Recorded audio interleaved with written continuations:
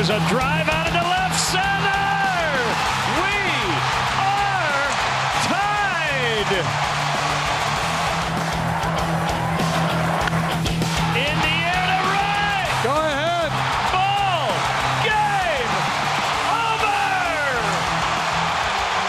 Cubs win. Cubs win.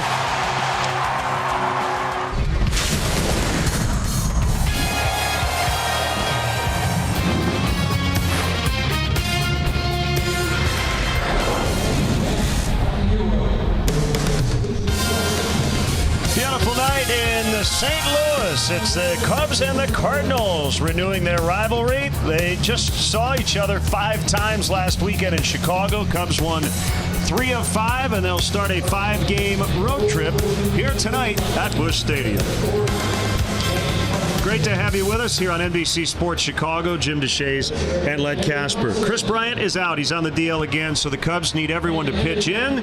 Yesterday it was David Bote's turn. Yeah, it's been so much fun to watch David Bote. He hasn't had a lot of chances at the big league level so far, but when he has certainly delivered. He was the man of the match yesterday. He saved 2 runs on this play with his glove. Bases loaded, would have been a base hit into right, scoring 2. He doubled, scored, and then hit the game-tying home run in the bottom half of the ninth. What a night for young David Bote. Not in the lineup tonight. It's Ian Happ at third base, but Bote can't come off the bench and play multiple positions. Versatility obviously has been a big part of the Cubs' success defensively and offensively. And Anthony Rizzo, the leadoff hitter, has been great, and he finally hit a home run. Yeah, well, watch the swings. The first 2, just a little toe tap, trying to put it in play, but the last one, he launches. He went big. Big leg kick, big swing, got a changeup from Boxberger. Almost hit it out onto the street. First one in a long time, but timing is everything. Anthony Rizzo in the leadoff role, 442 now, 7 extra base hits, and don't be surprised to see him go on a little bit of a power surge now. And that came in his 1,000th career game. Pretty cool. What's also cool is the Cubs have a new pitcher, and he'll be a part of their rotation moving forward. Cole Hamilton, he's had quite a career. Yeah, this is a really intriguing pickup. Obviously a great resume. 4 times an All-Star, 2008 NLCS and World Series MVP. He's been really good against the Cubs, really good in Wrigley Field. This year, not so good, but on the road, far better than he's been in Arlington, and that's a hitter's ballpark. Not quite sure what he's going to start first for the Cubs, probably later on in this trip in Pittsburgh. We know who's starting tonight. It is Mike Montgomery facing the Cardinals for the 2nd time, and Luke Weaver's had all kinds of trouble against the Cubs. Yeah, career ERA above 10 against the Cubs this year. 3 starts, 0-2 with a 9.75. Montgomery had been limping along over his last 3 or 4, but outstanding the last time out against the Cardinals on Saturday. It was a very competitive 5-game series at Wrigley Field last weekend. It was the Matt Carpenter show for sure, but the Cubs took 3 out of 5. We'll see what gives here in St. Louis starting tonight. Game 1 of a 3-gamer coming up.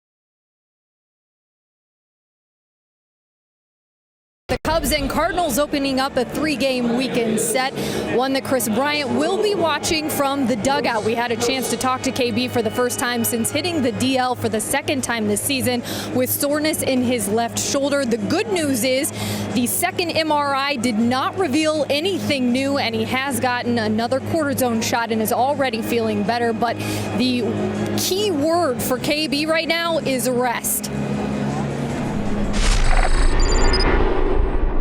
You know, it's kind of similar to the first go around, you know, but it's something that, you know, we're playing every day. It's kind of tough to kind of heal something when you're out there, you know, giving it all you got.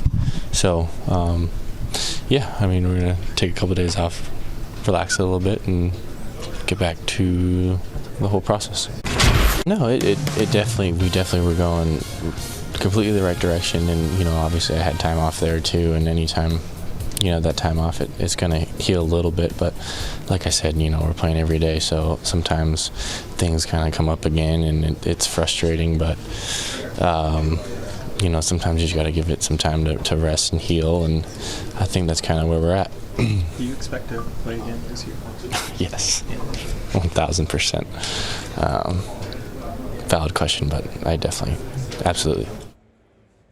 And a little less pressure on Kris Bryant to rush that recovery when you've got guys like Anthony Rizzo and David Bodie going to work. Good to the very last drop, and we'll have more coming your way from St. Louis right after a quick timeout.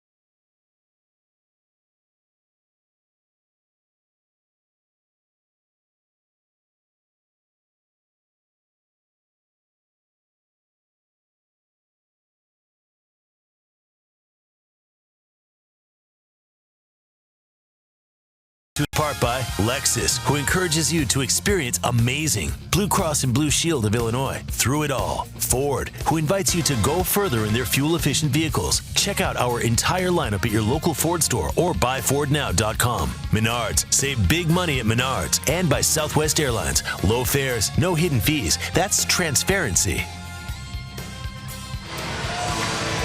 Back here at St. Louis, now the Cubs Southwest starting lineup. Rizzo in the leadoff spot. Almora, the former Cardinal Jason Hayward. Javier Baez back in the lineup, battling a bruised left knee. It's Ben Zobrist at second base, batting fifth.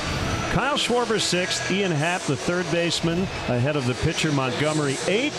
Victor Caratini catching and batting ninth. Cardinals defensively, Ozuna, Pham, Fowler, left center, right. Carpenter, DeYoung, Munoz, Martinez on the infield. Yadier Molina is doing the catching tonight. And the Alexis Experience amazing starting pitcher for St. Louis is the young right-hander Luke Weaver, 24 years of age. He is 5-9 with a 4.79 ERA. We chronicled in our open he has really struggled against the Cubs in his career. He's made 5 starts. He has not lasted longer than 4 innings in any of them. He's 0-3 with a 10.89 ERA against the Cubs. So Weaver to Rizzo to get us started. And a pop-up near third base. It is Carpenter. And he makes the grab. The leadoff man is presented by Benny's Beverage Depot. And when the leadoff man gets a hit in the first, Benny's will donate $100 to the Greater Chicago Food Depository. It's big Jordan Baker back of the plate. Greg Gibson is at first. Vic Carapazza at second. And the crew chief, Jerry Lane, over at third. Beautiful night. Lovely night. 82 degrees. Yeah, you don't get this very often this time of the year in St. Louis. It's usually smoking hot and muggy. It is ideal. In the air to right. Fowler moves in a couple of steps. 2 quick outs. Weaver battling some demons with his struggles against the Cubs. He will attack them with this arsenal right here. Fastball, changeup is probably his best pitch, but he does have a good lively heater. He throws a curveball as well, and occasionally a cutter. Average fastball velocity right around 94 miles per hour. He works from the first base side of the rubber. And just looking at some numbers last year versus this, he's been hurt on his changeup a lot more this year than he was last season. Ball 1 on Jason Hayward. Cardinals lead the season series 7-6. This is the final series in St. Louis. And the final and last set will be at Wrigley Field to end the regular season. Mike Schilt is the new Cardinal manager on an interim basis. They are 4-5 since he took over for Mike Matheny, and they have not been under 500 since April 13th when they were 6-7. They start play tonight 51-51. Soft liner out into left center for a base hit, and the Cubs have their first hit of the night.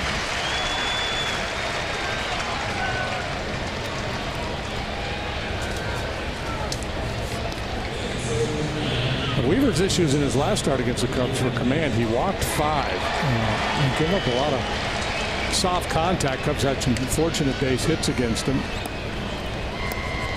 The Cardinals 9 games back now, the furthest they have been behind all year.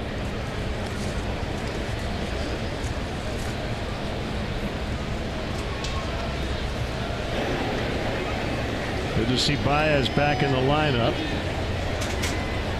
We saw him off the bench.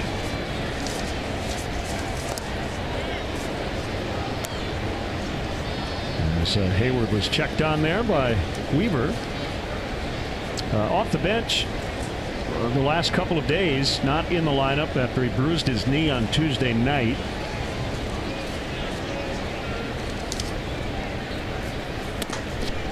And a strike on the outside corner. And it's 0-1 on the All-Star.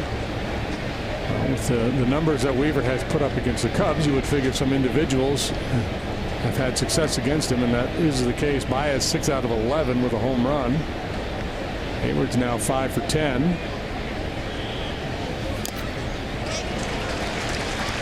Going 2 to Javi.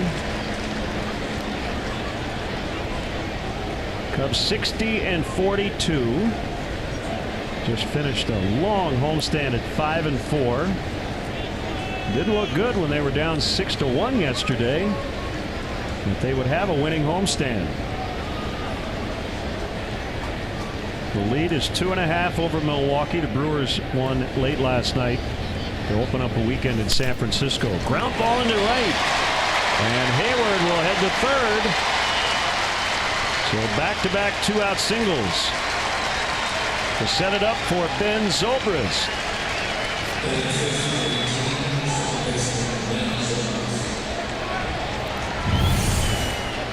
Well, he's going to try to slip a high fastball by him. You see Molina flash the mitt about shoulder high. Didn't quite get it high enough, and Javi punches it to right. So continue to put pressure on Weaver.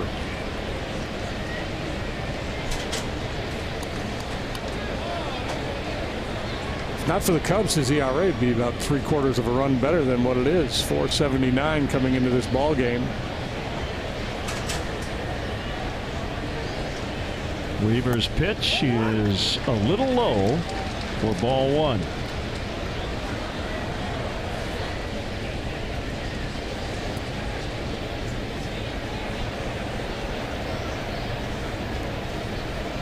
Zobrist took the key leadoff walk in the ninth, led to a 2-run homer 2 batters later to tie it, and then Rizzo won it.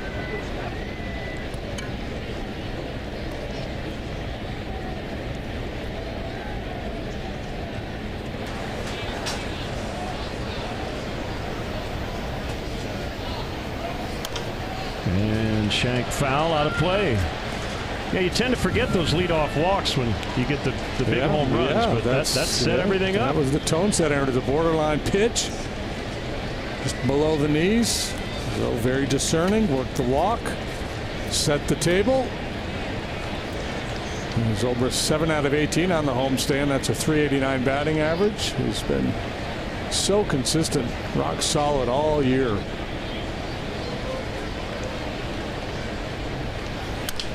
Broken bat roller to the second baseman Munoz, and the Cubs strand a couple. 2-out rally, but they can't cash in. Cardinals coming up when we return.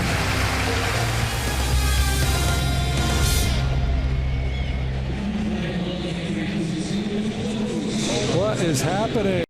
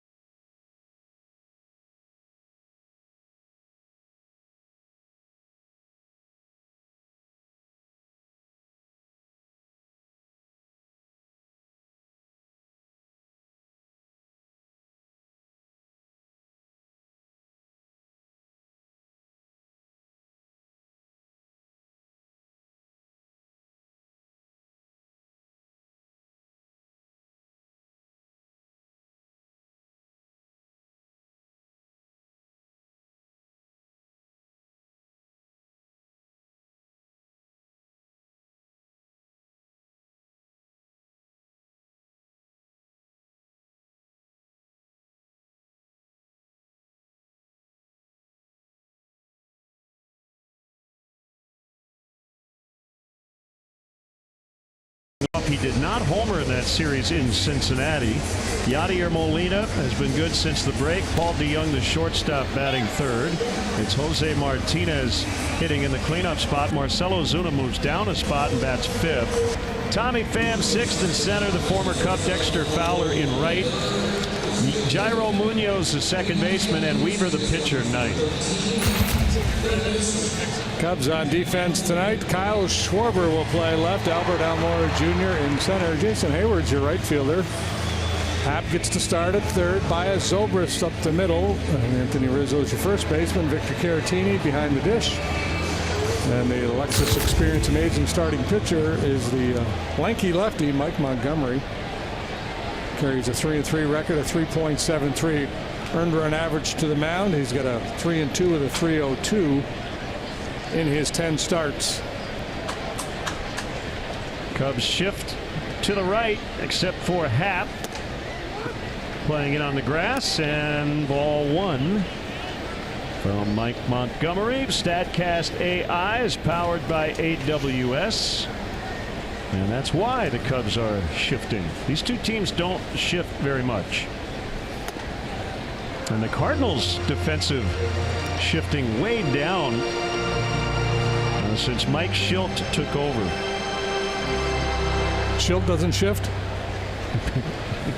You said that way too fast. It makes me nervous. You're right. I didn't want to think about it. I just wanted to get it out there. Exactly. The 1-1. He's shiftless. Schilt. Well, if Carpenter, if you're to base your positioning on the recent history with the guy, you might play somebody out there in the Cardinal bullpen. With the damage he did last weekend, he did cool off in Cincinnati. He was just 3 for 13 against the Reds. And things are going bad for the Cardinals. They dropped 2 out of 3 to Cincinnati. They've been wearing the Reds out of late, but not this time.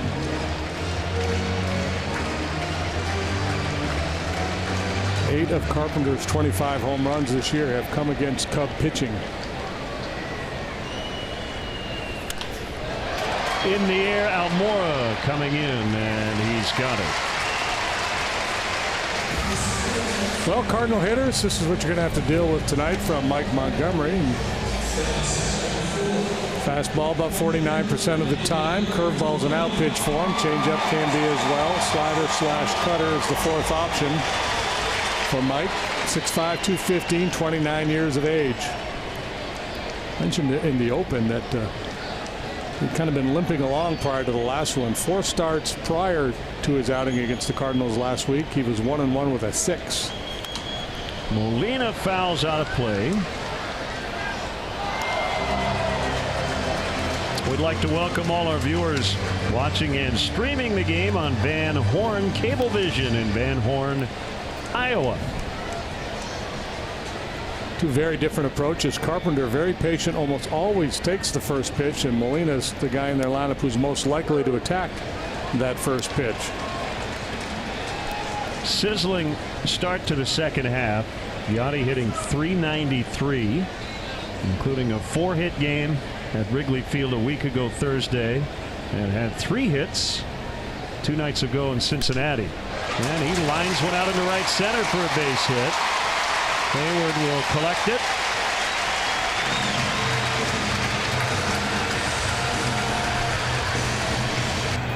A little different. Look how he kind of tucked that front shoulder. A little different look.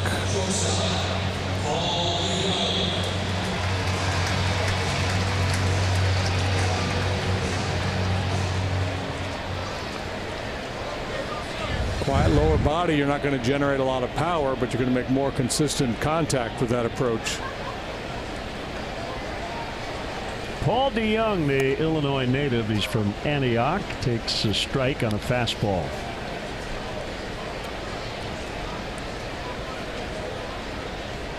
Missed 45 games earlier this season with a left-hand fracture.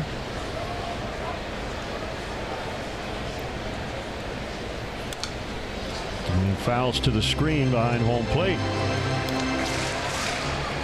Lots of moves for both these teams. Cubs acquiring Cole Hamels, and scheduled to arrive here in St. Louis later this weekend. With Eddie Butler being traded to Texas, the Cubs have added right-hander Alec Mills to the 25-man roster. That one whacked into center. Back-to-back one-out hits. And it will bring up Jose Martinez. The Cardinals, meanwhile, made a bevy of moves, a plethora, if you will, and all involving their pitching staff. Their bullpen has had a brutal time of it as of late. They traded right-hander Sam Tuivailala to the Mariners in exchange for a minor league pitcher. They designated Greg Holland for assignment. He had really struggled. Weaver officially back as a recall to make this start tonight. Left-hander Tyler Webb is here from AAA Memphis. Right-hander Daniel Ponce de Leon, who had the 7 no-hit innings in his debut the other day, is here and in their bullpen. Dakota Hudson, one of their top prospects, a right-hander, is here. And they put Brett Cecil, the left-hander, on the DL. That's it. It's a lot of transacting. So they have a 9-man bullpen available tonight. A pair of lefties and 7 right-handers out there for Mike Schilt to choose from. How about this? Their entire Memphis opening day roster, their AAA opening day rotation, and is now in the big leagues. Yeah, and they're proud of that group too. They got some talented young arms, and that doesn't even include Alex Reyes, who was here for one start and then got hurt and went right back on the disabled list, done for the year. Overall, the Cardinals have pitched well, 3.46 starters ERA, second best in the league, but closer to 5 this month. Well, one of the other issues they have, injuries to their rotation. Carlos Martinez, Michael Wacha, Adam Wainwright, and the aforementioned Reyes all on the DL. 2-1 on Jose Martinez. Second on their team in OPS behind Carpenter. But for a while there, he couldn't get into the lineup. This is his 6th consecutive start after missing 5 straight starts into and out of the break. Well, it weakens their team defensively because he's not a good defender no matter where you put him. And if you put him at first base, as they are tonight, it moves Matt Carpenter over to third base and weakens that position as well. But Mike Schilt opting for offense. Broken bat, bouncer, Zobrist, Baez, Rizzo, 2, and that's it. Montgomery dials up a double play ball. Both teams with multiple hits in the first, but no runs, and we're scoreless after an inning.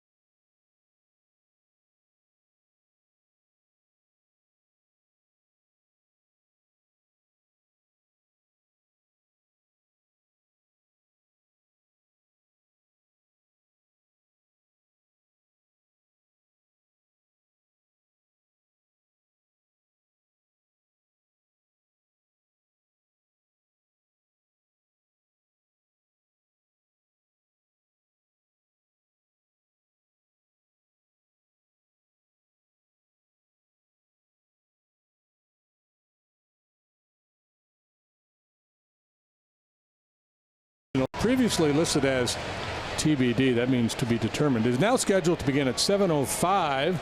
Don't miss the home run derby rematch at Wrigley Field. Tickets still available. Cubs.com. Oh yeah, those two guys. They were the finalists in the home run derby. And it is Weaver to Schwarber to start the second inning.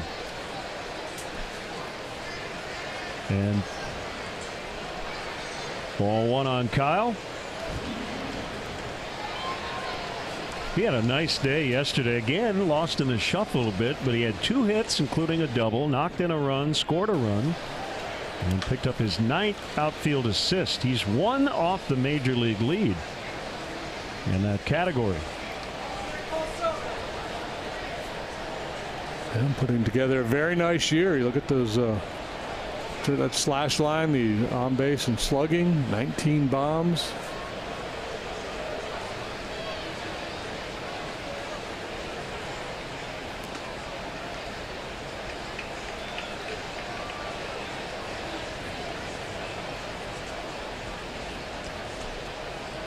Ian Happ, and then the pitcher, Mike Montgomery.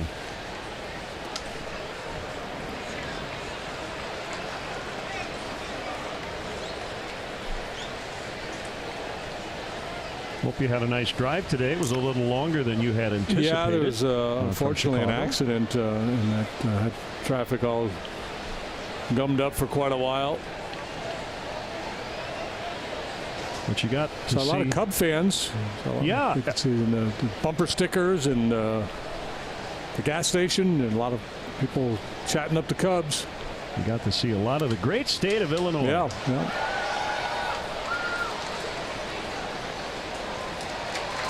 Or as folks in my hometown say, Illinois.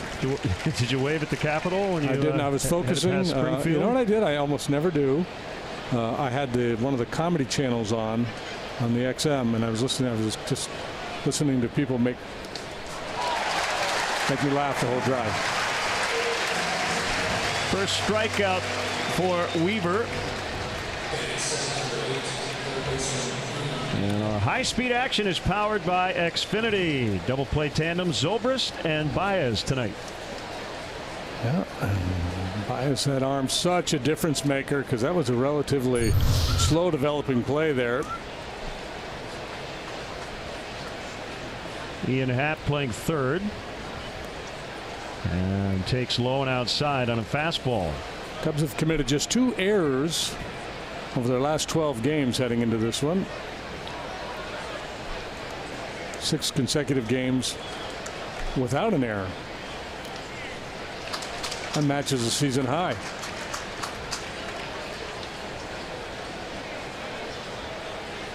Well, maybe one of Weaver's problems is the fact that his major league debut came at Wrigley Field against the Cubs.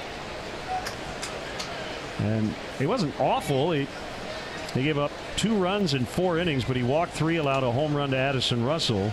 And that set a bad tone for him against the Cubs. That was August of 2016.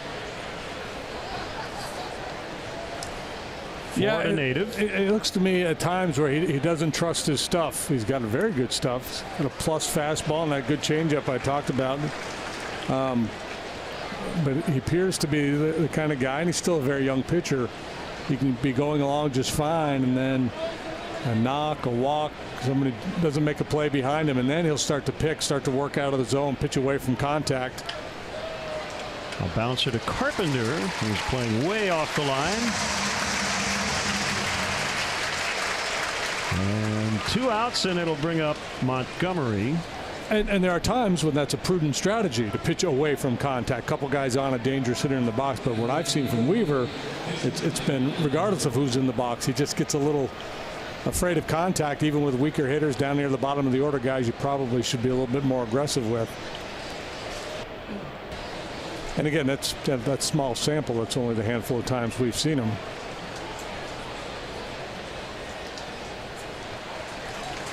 I don't know if Mike Maddox, their pitching coach, would agree with that assessment or not.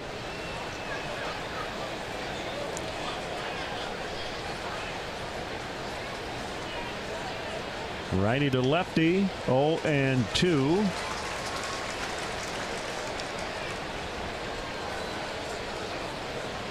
Did a great campus tour of Washington University today. WashU? Yeah. No. Beautiful campus. And a gorgeous day to do it. As Montgomery strikes out, we're 0-0 in the second.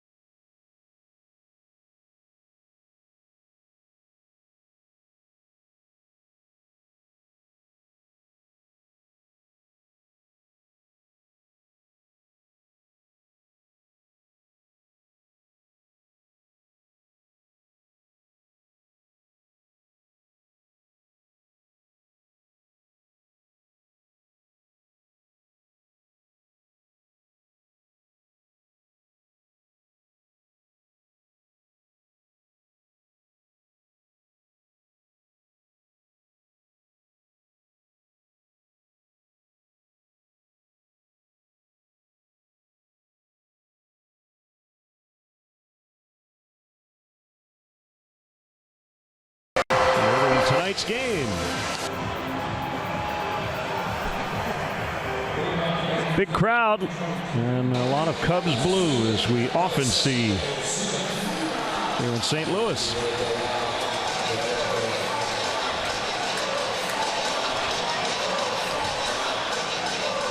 Montgomery gave up 2 singles in the first, got the double play ball to get out of it. And he'll face Ozuna, Pham, and Fowler. Marcel hitting 5th for just the 2nd time this season.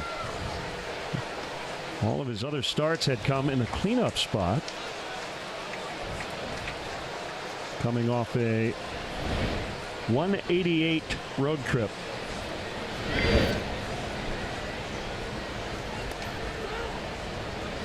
One and one. Starters the rest of the series for the Cubs. Quintana tomorrow afternoon. Hendricks Sunday night. Cubs will stay in a 5-man rotation, but in terms of who's out, that has not yet been disclosed or even possibly determined. Cole Hamels will fit in at some point, probably in Pittsburgh. That's the way it looks. I think his last start was Monday, as that ball is rolled into center. So the 3rd hit for St. Louis here early. And it will bring up Tommy Pham.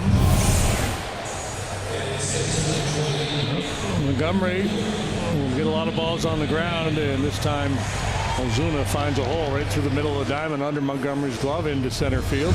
That's been Ozuna's game as singles. He's not hitting for power at all. The guy who had 37 home runs last year had a .548 slugging percentage and slugging just .371 this year. A strike taken by Pham on a curveball.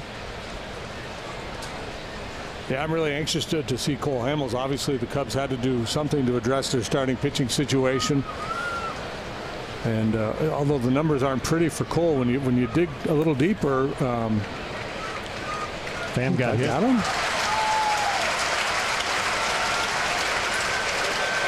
So 2 on, nobody out. That's not ideal.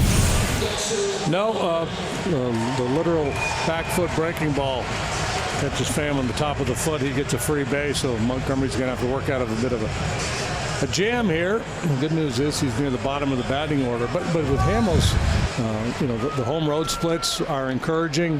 That ballpark in Arlington, especially for a bit of a fly ball pitcher, can be a nightmare. Most of the home runs he's allowed this year have come in that yard. His velocity over his last 2 or 3 starts is actually up, and it's right around where it's been his whole career. So stuff appears to be good.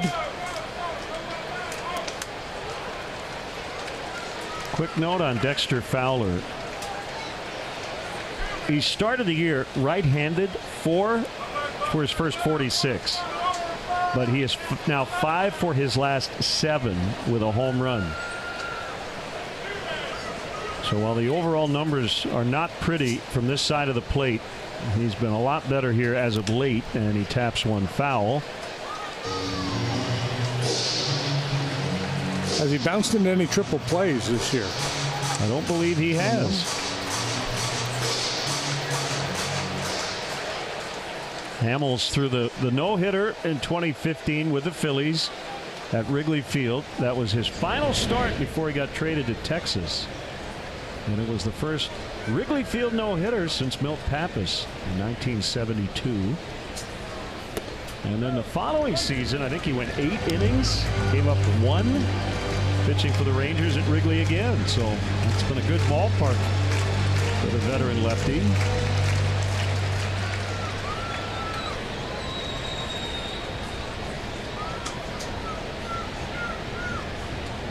Ozuna led off the frame with a single. Pham got hit by a pitch. And the 2-1 to Fowler is apparently high, 3-1.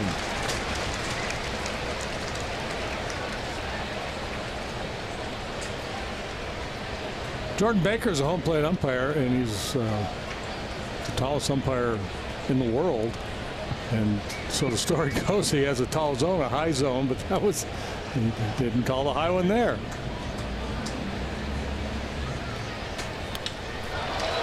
Three. There's. Oh! Oh, they only got one. They had a shot, certainly at two. Should have had two. And instead, one out. Runners at second and third.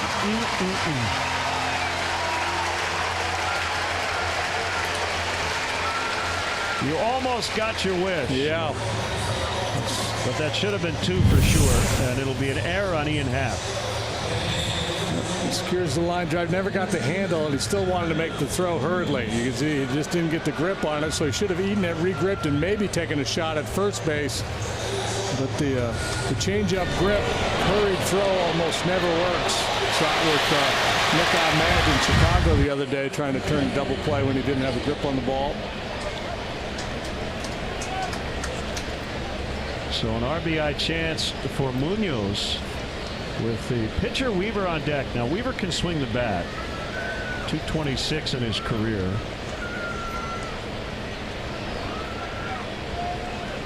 Cornermen in, they're back up the middle with one out. And a strike on a curve. Mike's not a big strikeout pitcher. Well below league average in terms of his strikeout rate, but if ever there were a time to go for one, this would be it. Munoz has got a little pop. Good minor league home run numbers. He's hit 6 here at the big league level this year. Just to pay off your earlier point, Jordan Baker is 6'7".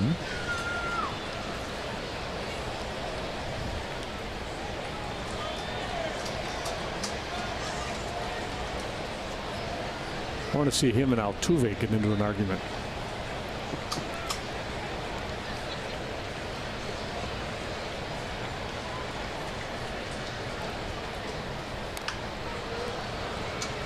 Oh, and 2.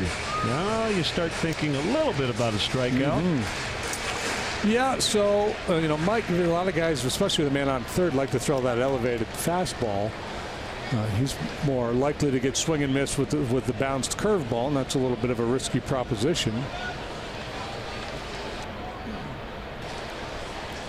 But if you believe it's the pitch, you got to throw it. You got to trust your catcher to make a play for you. Oh my Got goodness. him looking. Huge strikeout for Montgomery, his first of the ball game. Well, this is one we always counsel against, right? The 2-strike breaking ball in the zone like that, and Munoz just never takes the bat off his shoulder.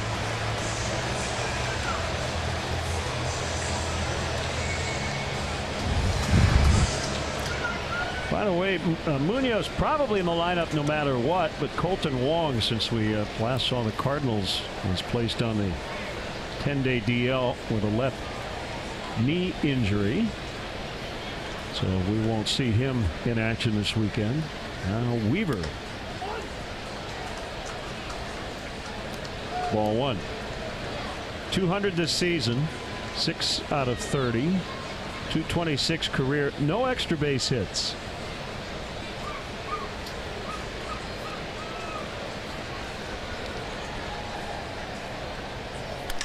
And a roller to Zobrist. This will get Montgomery out of it. So they've had chances, but still haven't scored.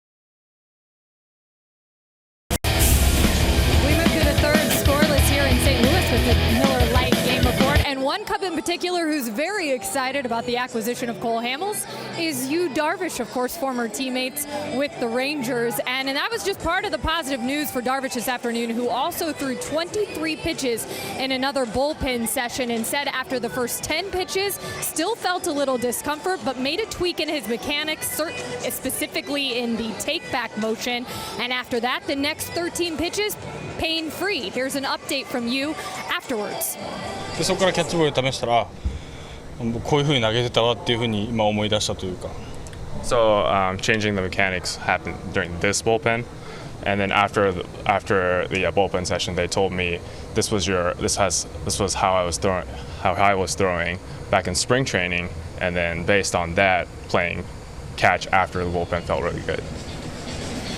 Darvish certainly considers this a positive step and said he'll probably throw a couple more bullpen sessions and then move into a sim game, guys. But that lifted his spirits certainly this afternoon to be back to what he said felt like what he was doing in spring training. Kelly, thank you. Victor Caratini leads off the Cubs' third. 22nd start for him, 15th behind the plate. Still searching for his first home run of the season. And in there from Weaver for strike one.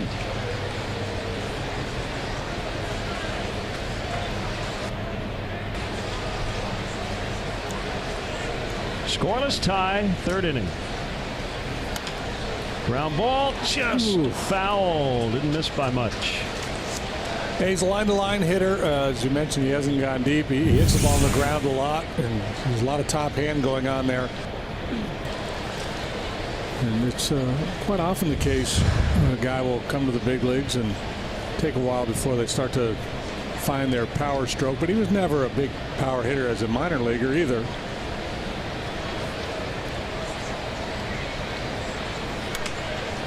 I think he would have to buy into the launch angle revolution to become more of a home run threat, change his swing a little bit.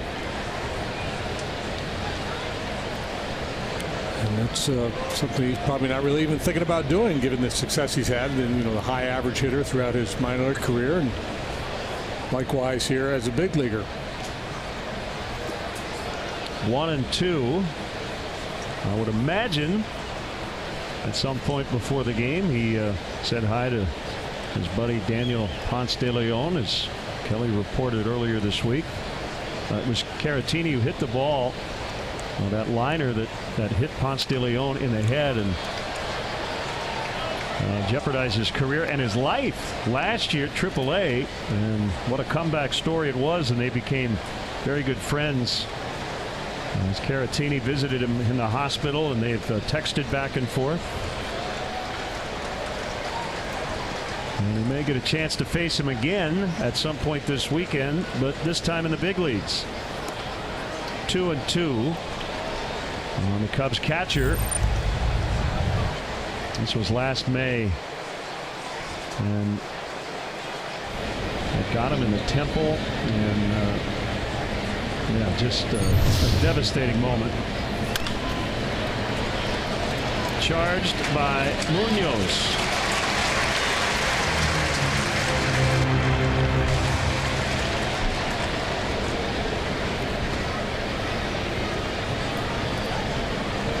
Here's Rizzo. He popped to third on the first pitch of the ball game. Yesterday's fourth career game-ending homer, 453 feet. I mean, he massacred that ball. Yeah. If there were bonus points for distance, he would have gotten 2 or 3 bonus points because he crushed it. How about this note? And actually, he is the one who told me this note originally on the flight here. He is the second player in the live ball era to hit a game-ending homer in his 1,000th career game. The first was Wally Pipp with the Yankees in 1922. It's kind of fun. Yeah. 1-1. Wally Pipp is the fellow that Lou Gehrig took over for, and then went on his historic games played streak. So that's why, even in the modern game, anytime a regular and everyday player is out and the guy filling in for him has a big day, everybody says, oh, he got Wally pipped. That is gone. He Wally pipped it. He Wally pumped it out of here.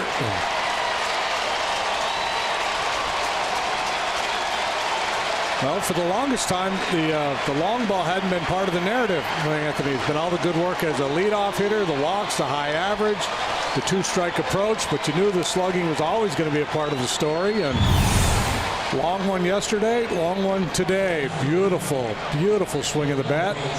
Your Ford home run replay, and that is number 14 for Wally.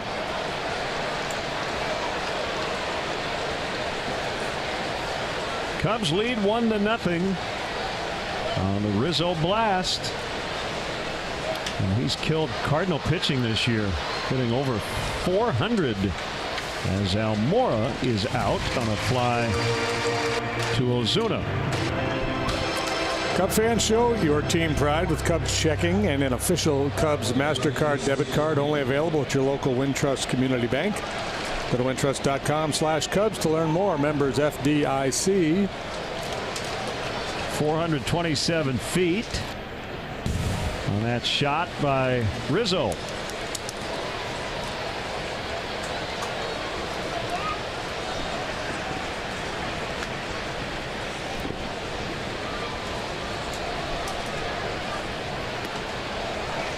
Backdoor curveball is outside. On Hayward, he singled in the opening inning. Played for the Cardinals in 2015.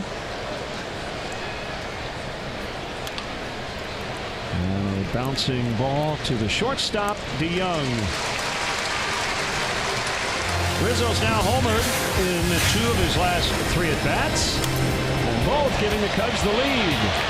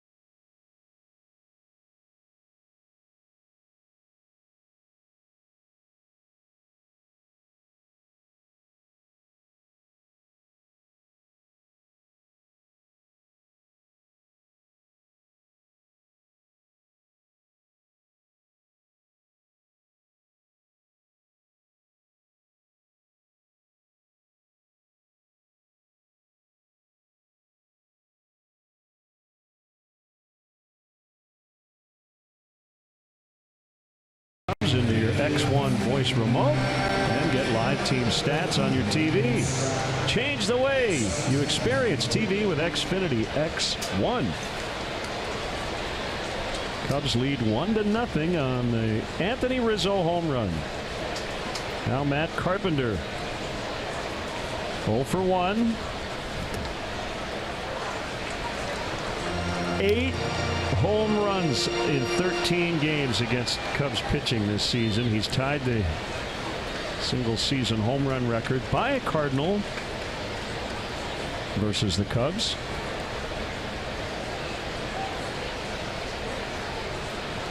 tied for the league in homers in the NL. That was an unintentional foul ball on a check swing as Carpenter takes on the Cubs. Brought to you by AARP. That's what he did last weekend. Most homers by any player in a series at Wrigley Field, 6. That's about as locked in as a player could be. Everything. He was on everything. Called strike 3.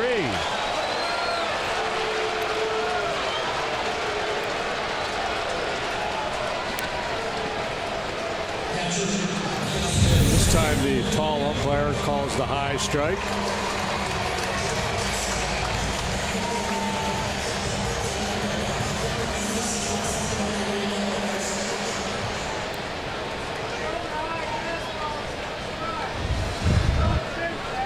Second strikeout for Mike, both looking. The other one was a little bigger because it came with runners at second and third and 1 out.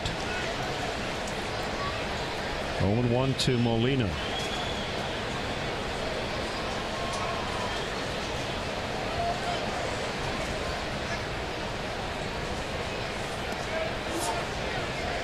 Now 1-1. The two candidates in terms of being replaced by Cole Hamels would be Montgomery and Chatwood. Montgomery's in there for Darvish and has largely been very good. Theo Epstein did reference his innings, chatting with the media before the game. He's pitched a lot better than Chatwood has. The Cubs could at one point use 6, although the plan is to go with 5 here in the near future. It's a good problem to have. Yeah, we got Monday's an off day, so they could go into a 6-man mode once they get into a stretch of games without an off day again. Obviously, the thing about baseball, it goes all the way back to spring training when you talk about the roster for opening day. And one thing you have to remember is change happens all the time. Yeah. So the stated goal of fair ball into the corner, and Molina will jog into second with a double. He's 2 for 2. Continue.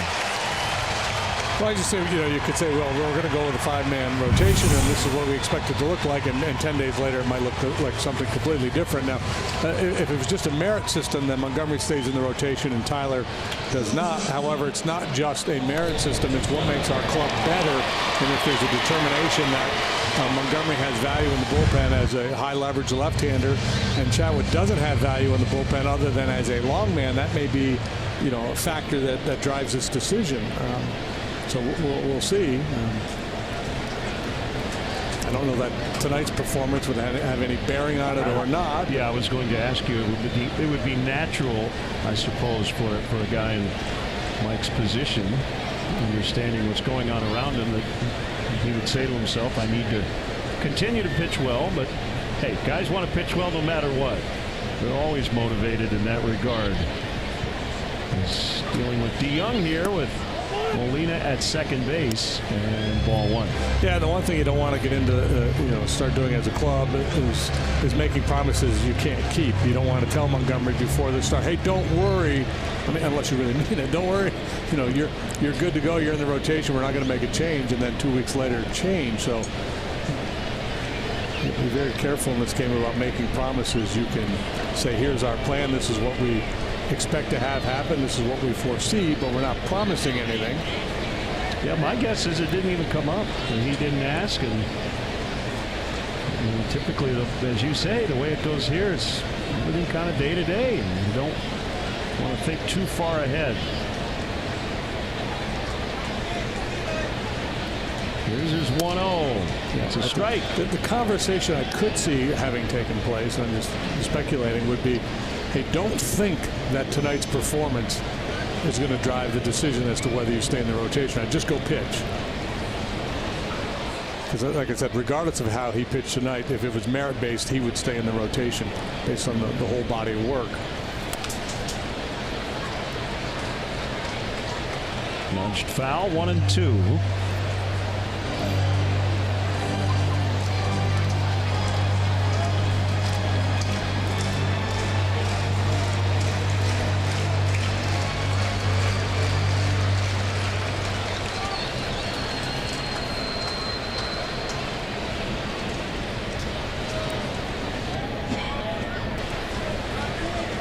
Cubs lead 1-0. And now Caratini will make a mound visit. The other thing, if Mike were to stay in the rotation and Tyler moved to the bullpen, it might provide some opportunities in between outings for Chatwood, if he were inclined and Jim Hickey thought it was a good idea, to really try to make some mechanical tweaks to his delivery. I don't know how far down that road they've gone. I don't know if Tyler's up for something like that, or if in his mind it's just, hey, my mechanics are what they are, and I've had success pitching this way in the past. So I don't really need to make any major tweaks, but it would provide that opportunity if they were thinking about trying to do something a little different. That is also foul. Yesterday, Chatwood walked 6, gave up 4 runs in 4 2/3. He got a no decision.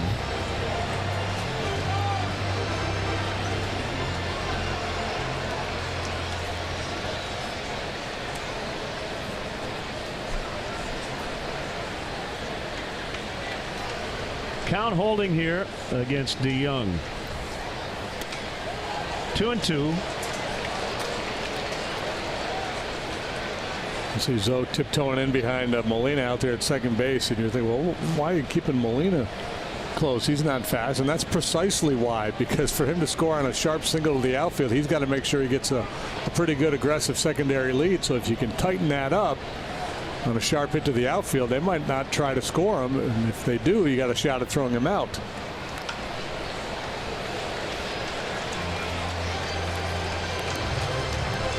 The Foo Fighters are back at Wrigley Field in just a few days for 2 shows. Tickets are still available, especially for this Monday night. That would be the 30th. Go to Cubs.com/concerts to secure your tickets today.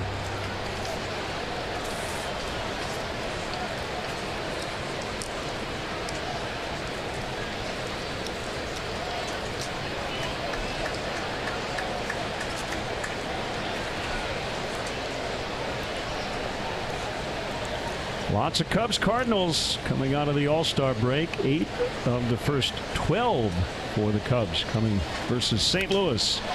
In the air, deep. Hayward back at the wall, little leap. And I think he caught it. Did he catch it, or did it hit the fence? Safe at first is Molina.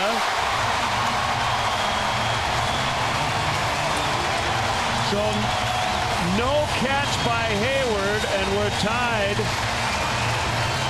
Wow, on what is either a double or a triple for DeYoung, who ends up at third base. A near spectacular play by Hayward here, off the glove, and then bounces off that foam padding there, 375, and then snags it with the bare hand, and still almost got Molina at home plate.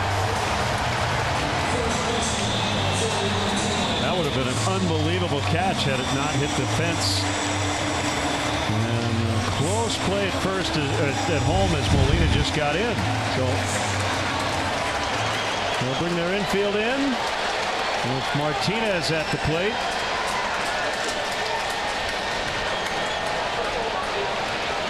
It is an RBI triple for DeYoung. So 2 and 3 spots combined, 4 for 4. Base hit, 2-1. Jose Martinez. Yeah, he's been really good with men in scoring position this year. Just has a pretty simple approach. There's a lot of movement in the box, but he keeps the bat in the zone a long time. So he gets that foot down, and then it's all about the hands. Tracks it well. Infield in, he's trying to keep it off the ground. He's eating the salsa. It's kind of the thing here. That's the storyline with Carpenter being so hot. He was eating Adam Wainwright's homemade salsa. So apparently everybody is in on the act now. Well, that happened fast. Ozuna takes a strike.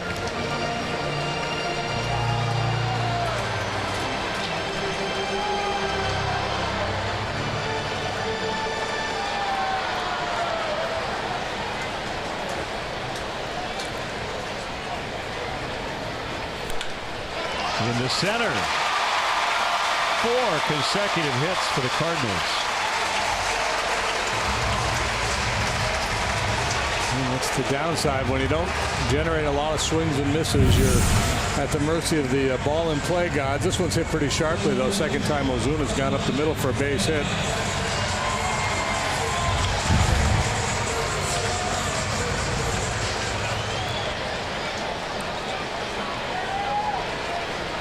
Well, double play still in order, and Pham hits it on the ground a lot.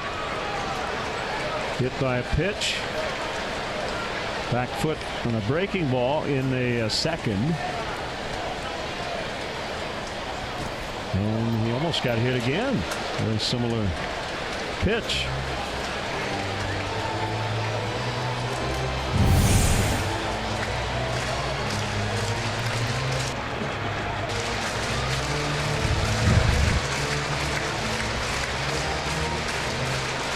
Rizzo's homer gave the Cubs the lead, but the Cardinals have struck back with 2 of their own.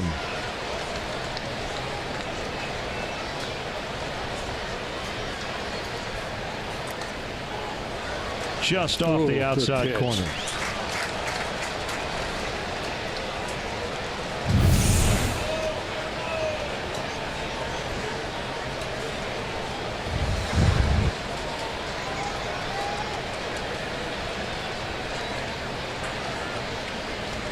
Pham hitting .414 over his last 9 games. And he's sitting in a 3-0 count. This was only the Cardinals' second home game for Mike Shildt as the manager. Mike Matheny was fired after the Cardinals lost to the Reds 2 days before the end of the first half. Started the second half with a long road trip. They need to turn 2 here, and they will. 6-4-3 on a 3-0 pitch. It is 2-1 St. Louis after 3.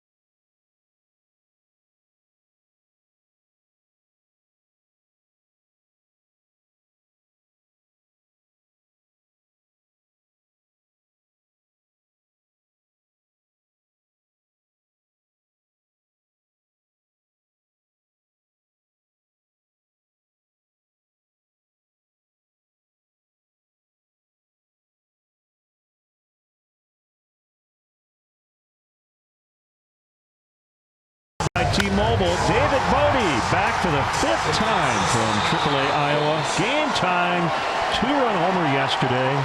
Curtain call, and then immediately upstaged by Anthony Rizzo. Which is exactly what he wanted to happen.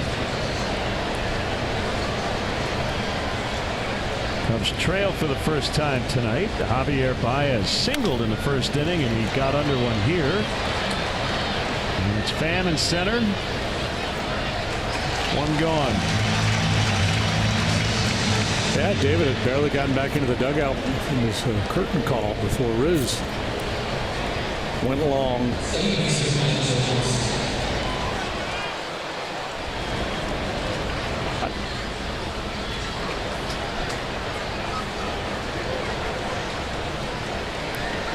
Zobrist 0 for 1.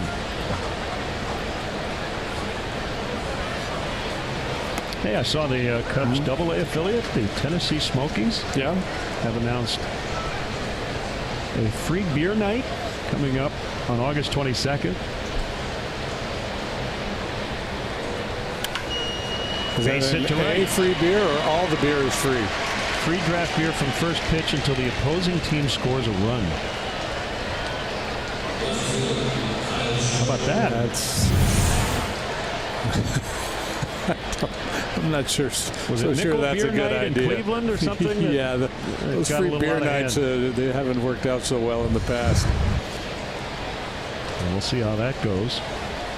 Here's Schwarber with a man on. Might want to rethink that one.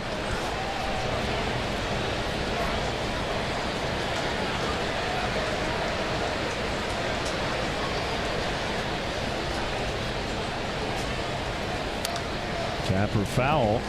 People may not know this. Broadcasters do. I know at Old County Stadium they had a beer tap in the press box during the game. Yeah. 25 years ago. When I started broadcasting, just about every press lounge had a tap or beer available. Now most people wouldn't partake until the game was over, but I imagine in the old days most. Yeah. How would you define most? Well, I don't know of anybody that I worked with or alongside, or any of my contemporaries that were ponying up during it. Now I don't know about the writers. That's a different cat. Writers might have been in there a little bit.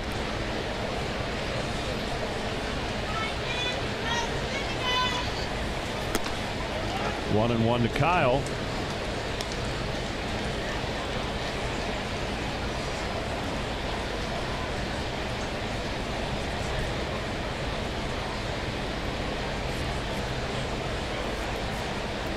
Luke Weaver, as we referenced, all kinds of problems against the Cubs. And now he's got a 2-1 lead and 1-2 count on Schwarber. Brazen, good lively heater there. Gets the swing through. Just a little bit late. By the time he gets that foot down, the hands are late through the zone.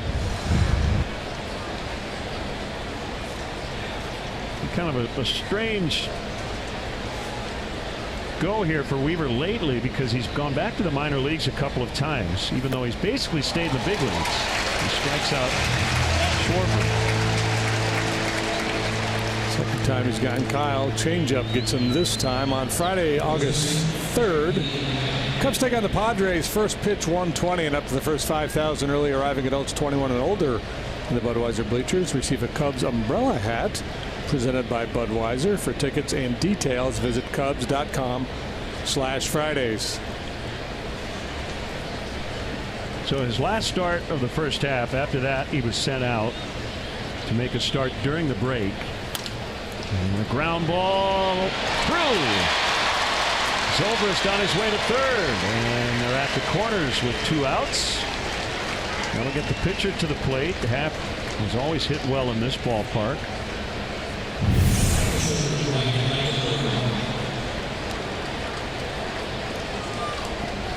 So Weaver was the 26th man for the day-night doubleheader on Saturday at Wrigley Field. So he pitched game 1, then he went back to the minors, and now recalled for this one. And he has not won yet at home this year. He's 0-4 with a .532. All of his wins have come on the road. Oh, that's odd. Making his 21st start tonight. That leads their club. Vicious swing by Montgomery. The Cardinals used only rookie starters at Cincinnati. It was the first time they had done that in a 3-game series prior to September rosters. First time since 1959.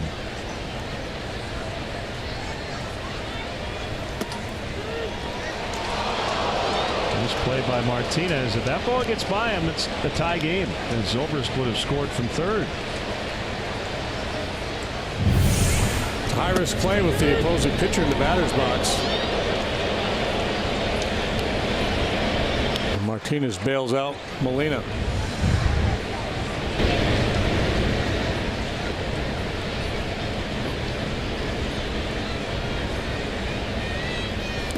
And Mike flailed at that one. 2-2. Monday and Tuesday, back-to-back rookies took no hitters past the 6th inning. Ponce de Leon and Gomber. And the Cardinals could only win one of those two. Called strike 3. Cardinals will bat in the 4th, leading 2-1.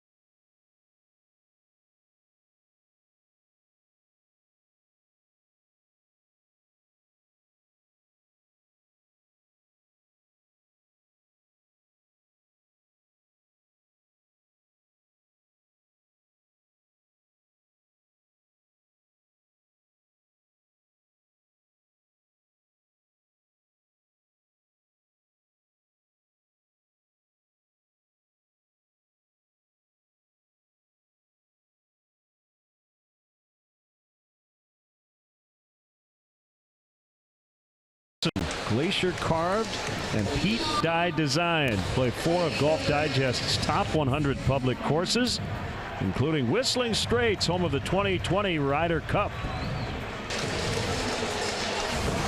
The Chef Series presented by Maker's Mark offers fans a dynamic menu inspired by celebrity chefs and their take on ballpark favorites. The next featured chef is Matthias Merges from Mordecai, whose American cuisine and signature cocktails will be featured August 2nd through August 5th. For details, visit Cubs.com/chef series.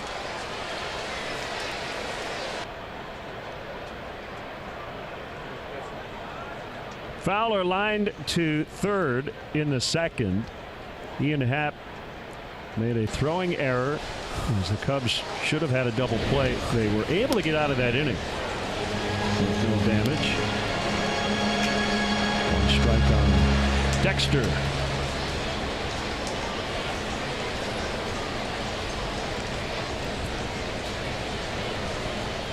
Seven hits for St. Louis through the first 3 innings.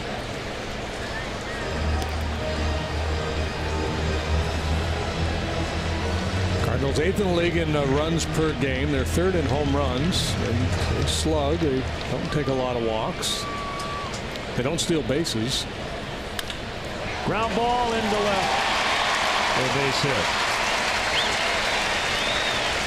A little bit of the curse of the sinker baller for Montgomery. The good, he's gotten 2 double play balls. The bad, sometimes balls like that get through.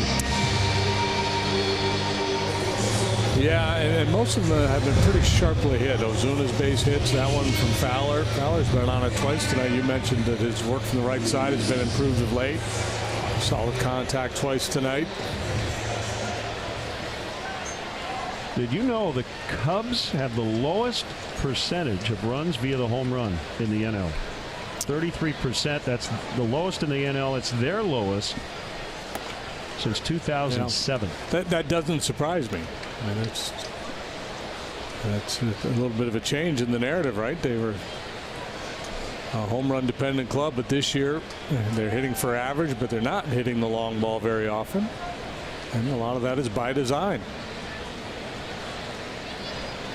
Cubs lead the NL in runs per game, average, and OBP. The last time they led the NL in all 3 of those categories, 1937.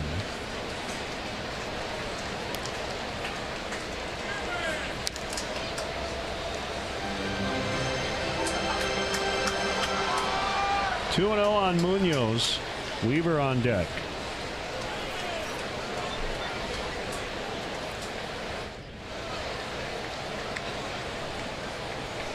See some stretching in both bullpens as we get into the middle innings. And fouled out of play off to the right. I think some of the stretching in the Cardinal bullpen is just due to there's not a lot of room out there to sit. How many they got out there? 9? I don't know. Yeah, they got 9 relievers. Plus, bullpen coach, bullpen catcher, or 2. Sometimes that bullpen can be a lonely place, but not these days.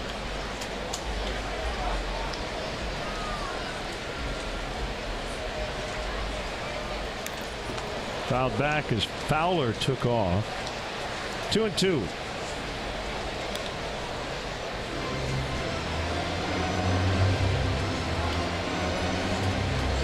So the Cardinals don't run much, but with the ground ball pitcher on the mound, they may be thinking hit and run. Fowler has stolen 4 bases in 6 tries this year.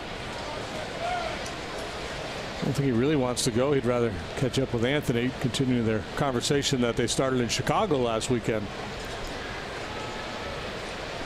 A check on the runner.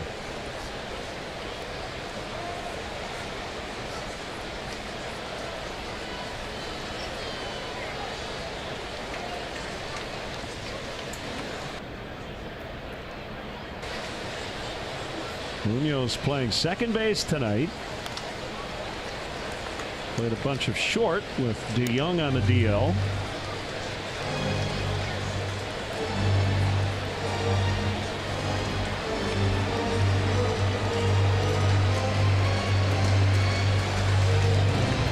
Ground ball pitcher, ground ball hitter, decent speed at first. It all adds up to starting the base runner.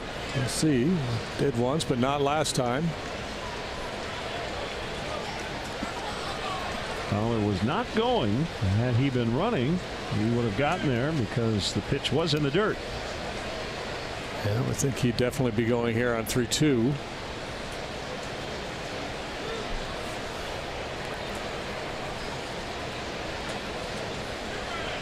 Munoz got caught looking. Strike 3 on a curveball with runners on second and third and 1 out last time he was up there. Fowler goes, and Munoz will have another 3-2 coming up.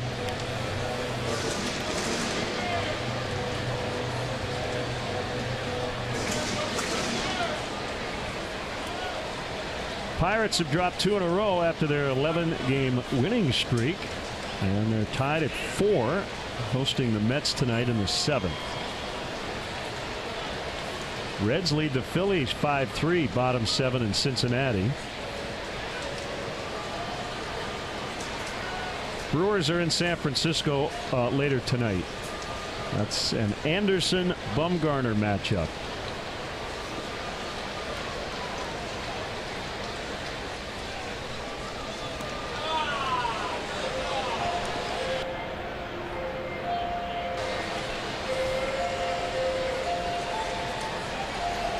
Nationals 9-1 over the Marlins late, top of the 8th. That's a Max Scherzer start. Nationals scored 10 in a win last night. Well, it's go time for them. Yep. And Fowler will head to third. Cardinals flapping their wings again in the 4th inning. 2 on, nobody out, the pitcher coming up. Yeah, good work there by Munoz with Fowler on the move. This time he stays back and shoots this ball the other way. That's hit number 9 for the Cardinals. And again, you know, not banging them off the wall, but they're not cheapies either. Good solid contact.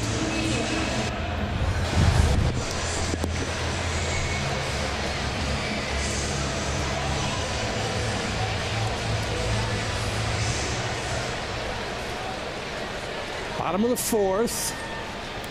Still relatively early in this game, so the play is play for 2 if he swings. Anthony's going to anticipate bunt here. Weaver does a nice job of not showing too early because that becomes a losing proposition with Rizzo coming in from first base. Cardinals in good position here with first and third, nobody out, obviously, but with a pitcher who can handle the bat a little bit. Most hits Montgomery has allowed this season, 9 already.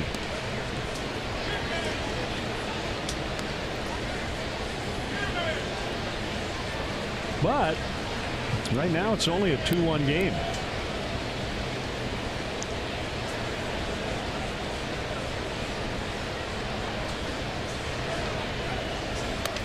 There's the bunt. And the shovel.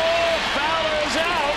What a play by Montgomery to Caratini, who applied the tag.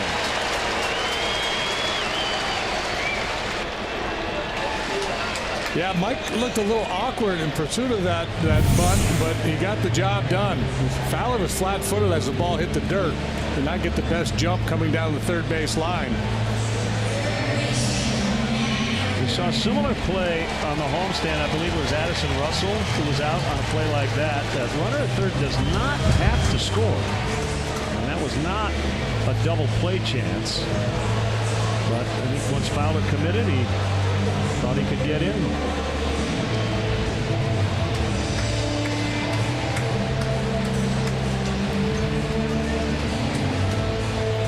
So they'll talk it over as Carpenter, who is 0 for 2, will stand in. Yeah, you have so many options there as the offensive team. You just put a straight sacrifice on and move the back runner into scoring position, safety squeeze, or in that instance it was just kind of a read play, it looked like, for Fowler, because again, to me he looked like he was flat-footed as the pitch was being delivered. Yeah, that was kind of their worst case scenario. Yeah. And for the Cubs, the best case scenario, because you get an out and you take that guy off third base.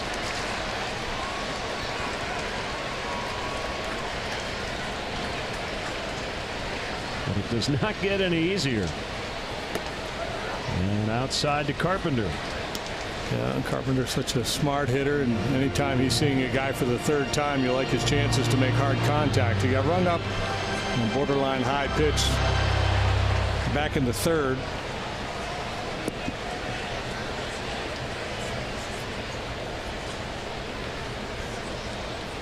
That had done very little against Cubs pitching in the previous 3 seasons. It's been a very different story this year. Yeah, I wonder if you could argue it's just regression to the mean for such a good hitter that sooner or later he was going to inflict some damage.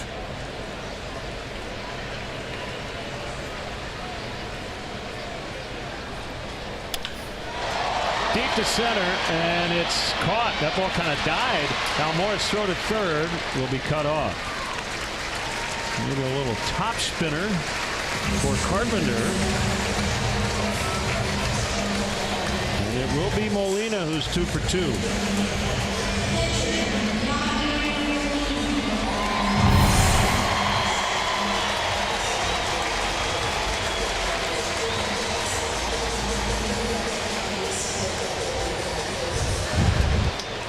hard contact.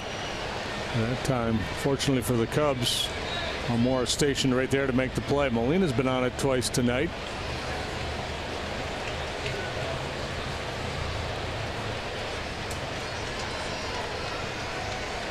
Gone the other way both times, and this is sometimes he'll cross you up and try to yank one on a situation like this. Good changeup.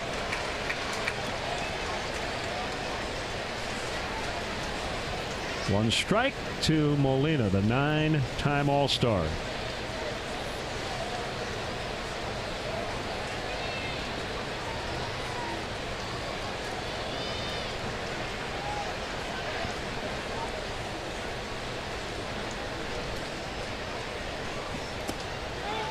If Mike can get out of this thing here, boy, it would be a big win for him. He has been resourceful tonight in keeping the Cardinals at 2 despite their 9 hits.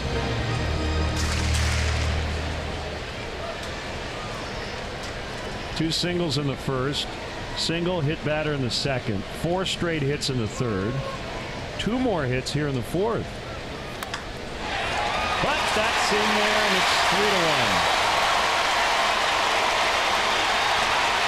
Throw's going to go to second. Molina is safe. On a close play. He's 3 for 3. That's an RBI double. Well, this time he does pull the ball to another off-speed pitch. Out on his front foot a little bit, but the ball stays up for him, and he pulls it into left field. That was a good play by Schwarber. Realizing that with Molina running, he had a shot at him, and he almost got him. The question I guess I have, and I don't know if we have a good wide shot of it, is how aggressive coming around the bag was Weaver, and when that throw went towards second, could he have tried to score? Well, being Weaver, being the pitcher, I think not. It looked to me like he was breaking it down as he got towards third base. Wasn't thinking about an opportunity to score. And I'm sure Jose Akendo was not going to push him either. I mean, he's lucky he didn't just face plant. Plus, he's not bobbing watching. and weaving. Yeah, he didn't know what to look at. Weaver was weaving.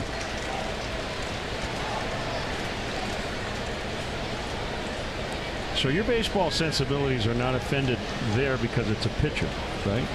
But they would be if it was a position player. Yeah, is that what I'm gathering? Yeah, okay, that's fair.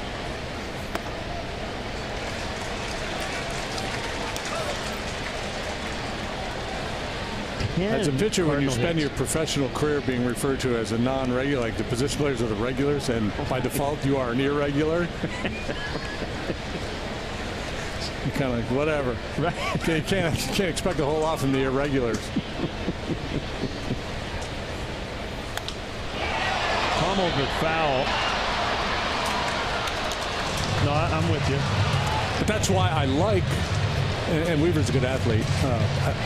Again, I'm going to. You like the guys who do. I like play the guys who are the exceptions. I like to watch Travis Wood run the bases, Mike Hampton when he played. You know, just the guys who are that can play the whole game, that stand out above the crowd.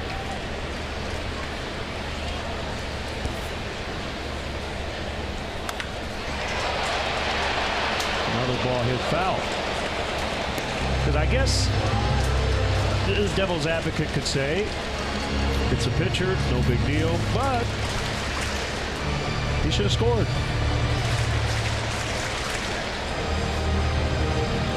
Like both are true.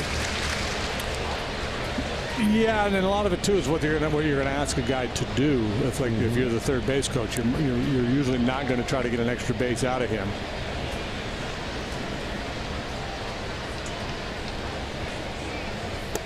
Three and two.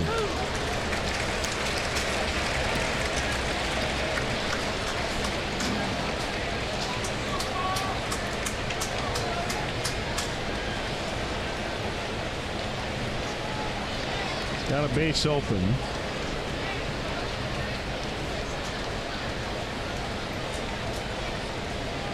And a pitch. Into center. Weaver scores. Molina scores. Problem there is he didn't hit it hard enough to have a shot at Molina or Almora. And if 5-1.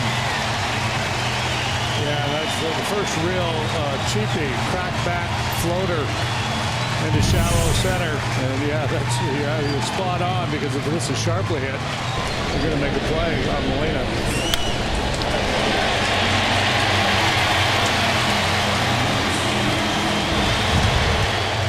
Molina and DeYoung, 2 and 3, combined to go 6 for 6, 2 doubles, a triple, 4 RBIs, 3 runs.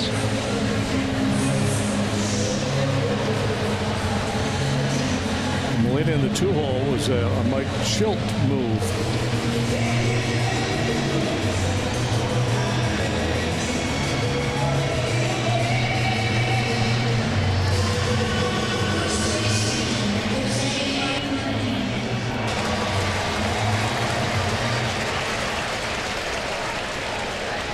These are just killers, too, with 2 outs, especially after Montgomery made that play.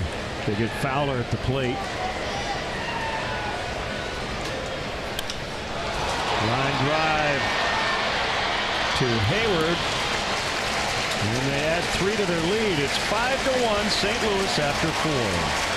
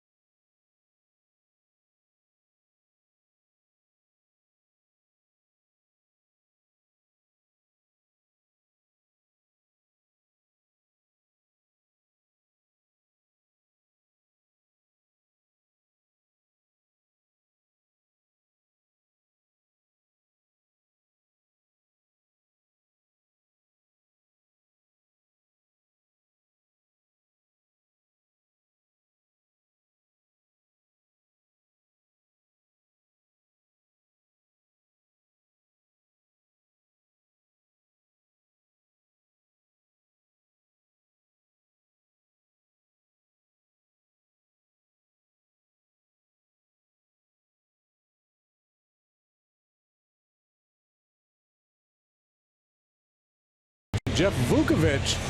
Go to jeffvuk.com or follow him on social media nationwide. Is on your side. What kind of shenanigans we got going on here? Yeah, running corncob man, the pig, the baconator, the cow. There's a chickpea.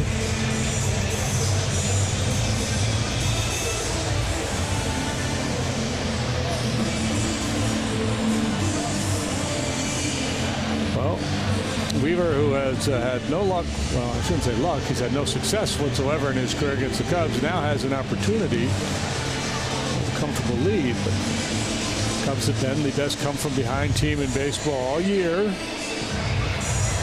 which is good and bad, if you think about it, because they've had to come from behind a lot. It's good because they've been able to do it.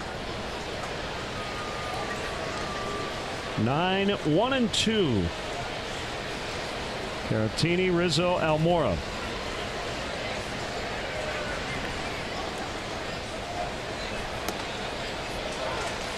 Well located fastball for a strike on Victor.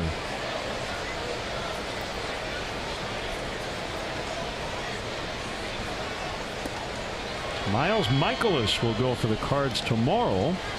Jose Quintana for the Cubs. We'll have it for you right here on NBC Sports Chicago. Pregame 2:30.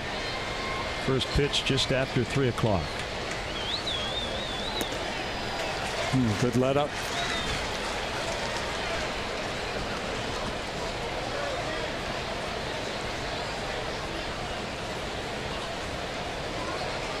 Cardinals a 500 club. They're 500 on the road. They're 500 at home. They're about 500 against lefty starters and righties. Fowler over into right center for the catch. They're saying they're pretty average. Yeah, they've been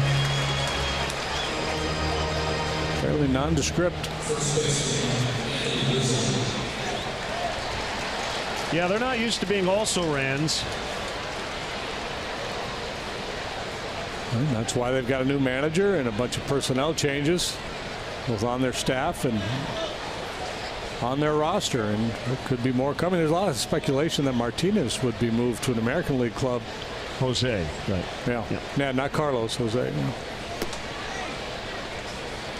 One run for the Cubs, courtesy Anthony Rizzo. And with that home run, he just tied Derek Lee for 12th on the franchise list. 179 as a Cub. Chris Kampka sent out a tweet today. It was great. Did you see it? Which one? First 1,000 career games. Really interesting. Paul Konerko, Anthony Rizzo. Konerko 276, Rizzo 267. On base percentage 347, 367. This is Konerko, then Rizzo. Slugging 480, 481. Homers 179, 179. RBIs 617, 601. They've had the same exact career. It's pretty remarkable. Yeah, a lot of conversation going on at home plate between Rizzo and Molina and Baker.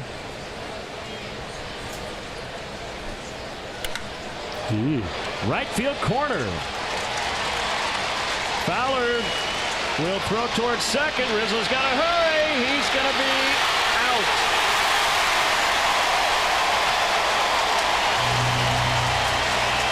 It looked like Anthony had a little bit of a stumble too as he was getting ready to round first base.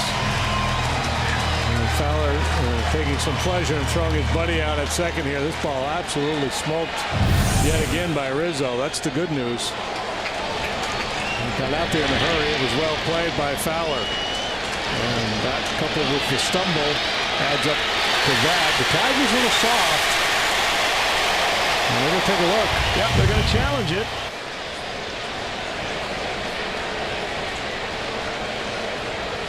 So Nate Hall, now Matsumoto. They must have seen something that would indicate he got in. And they've been right on the money all year. See, DeYoung's mistake there, one mistake he made was he tagged and he pulled the glove away. Now, I don't know if he ever did come off the bag, but. Well, he doesn't. I don't know that he got the lead foot. It looked like he may have gotten the back knee. Yeah, and the foot may have been in.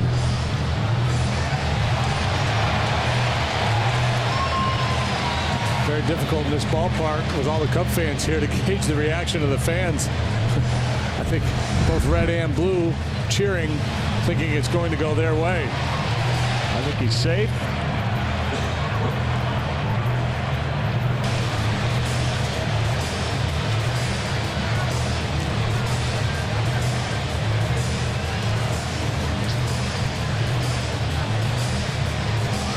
There's a point at which his front leg comes off the bag. I'm not sure if the back knee were on it, and I also don't know if DeYoung had still had the tag on. Yeah, I don't think he did. That's what replay is all about now, just parsing this stuff down frame by frame.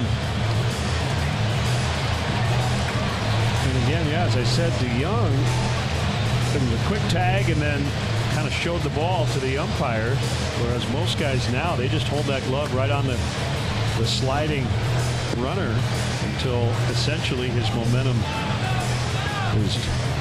is over. And wow. Well, I guess they just couldn't find anything conclusive.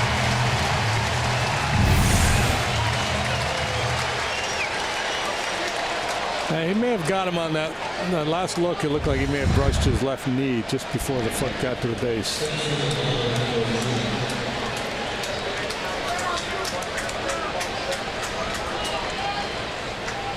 I don't mind the challenge because you're already down 5-1. Yeah, I think it was a 50-50 call there, it looked like. Yeah. Sometimes losing a challenge, it's worth it. Roll the dice.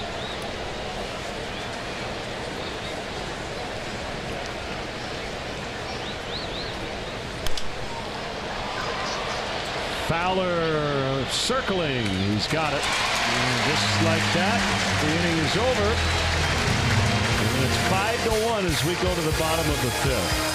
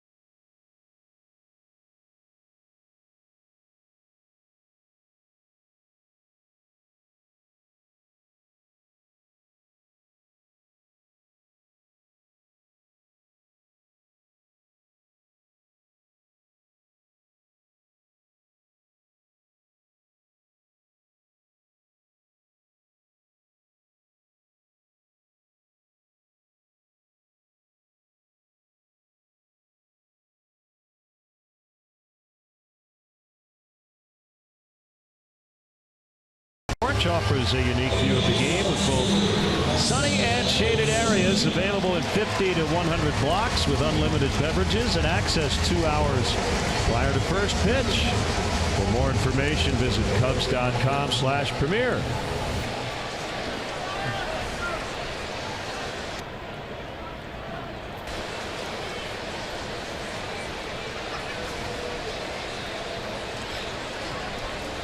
Montgomery in the fifth, trailing 5-1. Ball 1 to Ozuna. Get to Zoe over on the shortstop side of the bag now. I don't believe he was there the first couple of times, but Ozuna was able to hit the ball right through the middle of the diamond. Off the end of the bat, Montgomery over, gets a little toss, and Montgomery got him. The foot, he made an extra move, but I think the first attempt he was already there. And the Cardinals will make sure via video that they got that one right. First step. Got it. Did he? I think so. I think he got the corner. Yep. And then when he went back to make sure, Ozuna had passed by, but I think you were on it. I think he got it initially.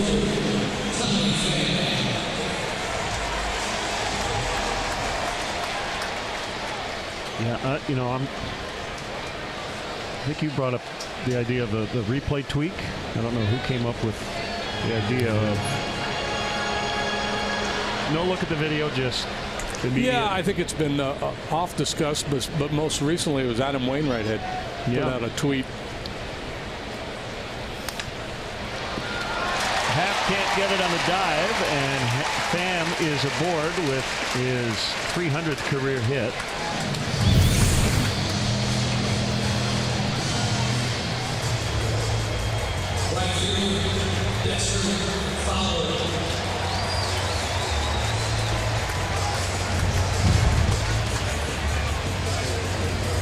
Just under the glove there, and Cardinals continue to rack up the hits.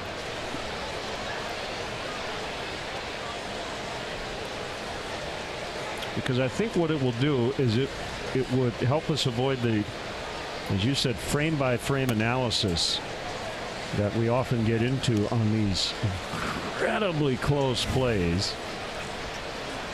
And I don't think those are the types of plays, the Rizzo slide and tag, that fans really get up in arms about. It's the one that's just obviously wrong to everybody. Right. Well, there's two things that's interesting about his concept. You know, the manager would have a flag. He could throw twice a game, but he would have to do it right away. So normally you would save that for a call that you see. He'd be clearly blown. We're throwing the flag. But if later in the game there was a close play, that you go ahead and throw it. I'm fine with that too. Yeah. But if pace of play is the issue, you eliminate the first delay while the team reviews the video, and then the second delay while the umpires check in with New York.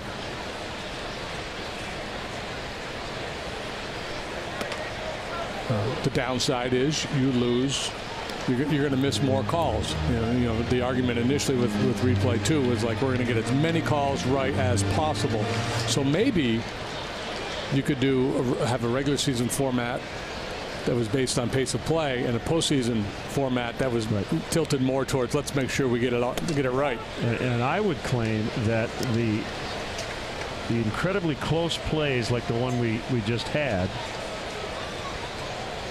even those that are overturned, I don't consider them egregiously wrong. They may be technically wrong, right? Yeah, but they're not offensively wrong. Yeah, when they take so long to overturn it or confirm it, then you know that it was a bang play and a very difficult call to make.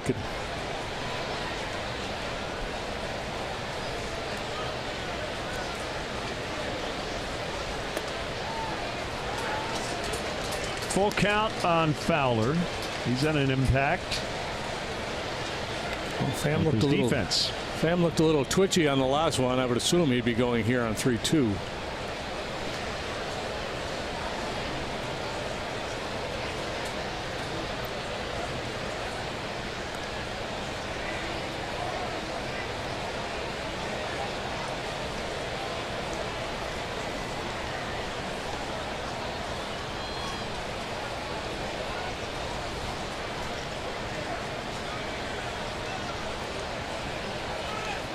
Runner goes, and they will stay out of a double play as Baez gets Fowler.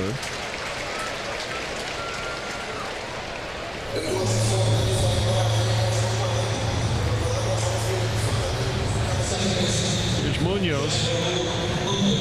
And the other part of that play, and the Cubs have been arguably the best base running team in the game this year. We saw Almora make a base running mistake the other night, trailing, and Rizzo trying to stretch single into double, down 4 here in the 5th. But I think when you have that aggressive mindset, every once in a while you're going to run into some outs. Munoz intentionally walked, and here's Weaver.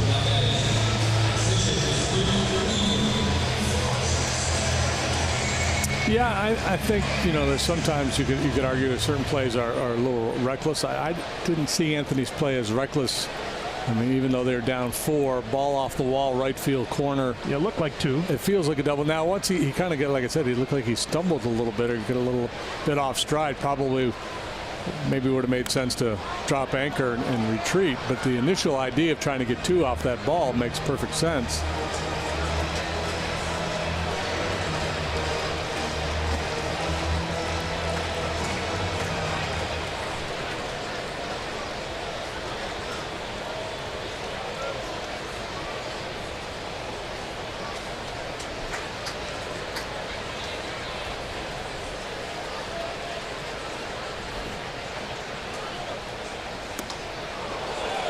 Swing and a miss.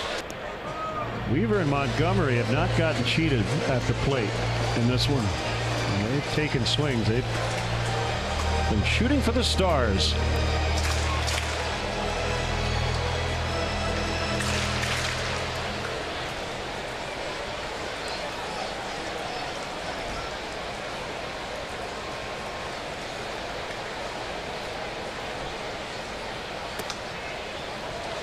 One and 2.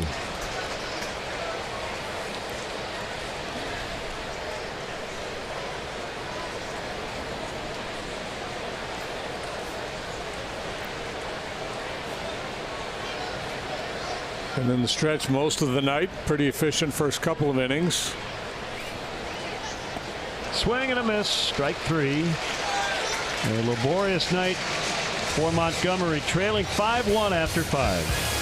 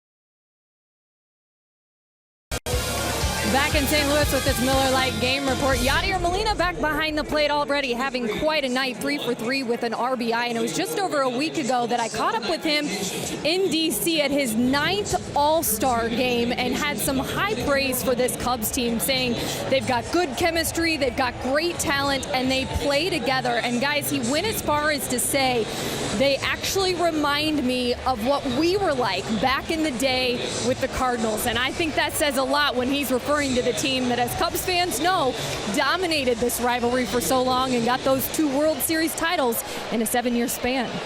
Thank you, Kelly. Unfortunately for the Cubs, Molina tonight has done a ton of damage. We see defensive changes as Jose Martinez is out of the game. He's been traded. I just made that up. It could be, though. It's that time of year where we see it is, yeah. In every little move. Hey, what's that all about? So-and-so got scratched from their start down an A ball. He's not hugging anybody. He's still a Cardinal.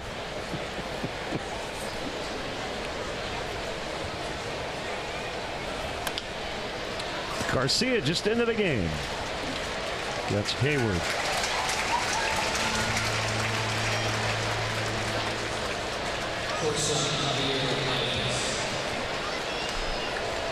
Baez 1 for 2. Randy Rosario, left-hander, up for the Cubs. Weaver trying to beat the Cubs for the first time. He's just trying to make a quality start against Chicago. Yeah, 4 innings in each of his 3 starts this season. Playing with house money now. He made 5 starts against the Cubs in his career coming into this one. He'd gone exactly 4 innings in 4 of them and just 3 innings in the other one.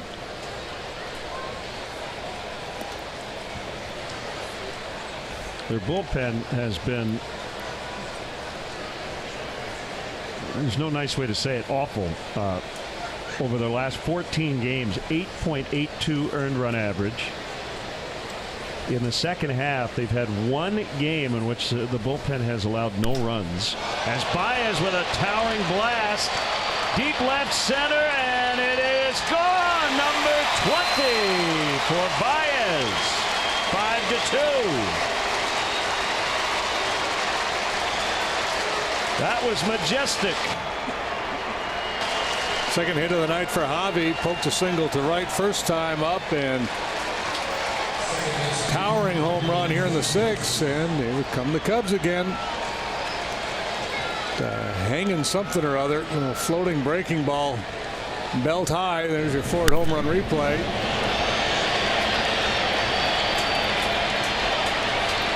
So 100% of their runs tonight via the homer. Rizzo in the third, Baez in the sixth. That will get him going out in the Cardinal pen.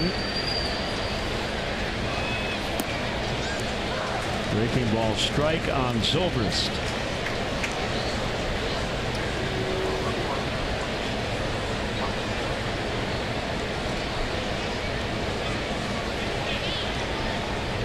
Wind and the 0-1. Swing and a miss on a changeup. There's Dakota Hudson. Just joined their roster.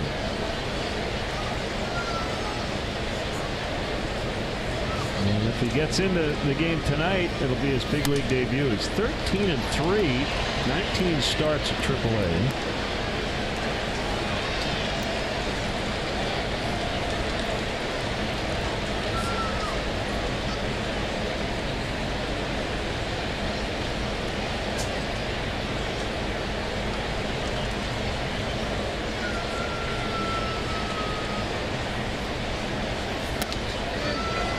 Inside for a ball, 96 on the fastball.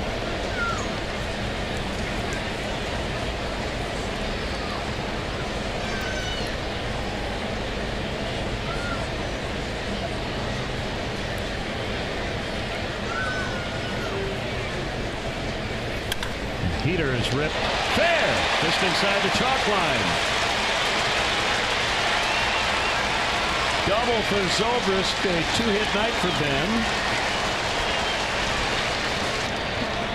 Cubs on the comeback trail here in the sixth. Next to that double made Dakota Hudson's heart race just a little bit faster. Mike Maddox out of the dugout to have a chat. And Hudson thinking, oh man, this could be it. I could be in this game here pretty soon. They're probably not going to go too long with Weaver, given his track record with the Cubs. Try to get him out of here with a positive vibe. Yeah, Hudson's nervous. He's got to leave the pen. He's got to sneak into the back for a while.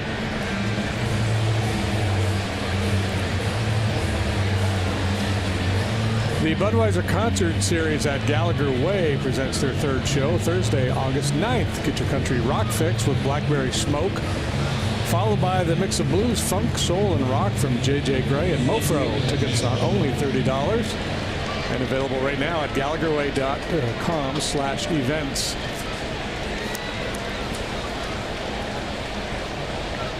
Schwarber has struck out twice, swinging both times.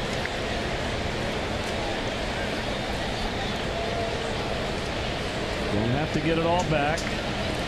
We'd love to get Zobrist in. That one did Dakota Hudson out there. Bouncer up the middle. And DeYoung will get Schwarber. 2 outs. Line drive, but off the end of the bat. Didn't have a whole lot of steam on it.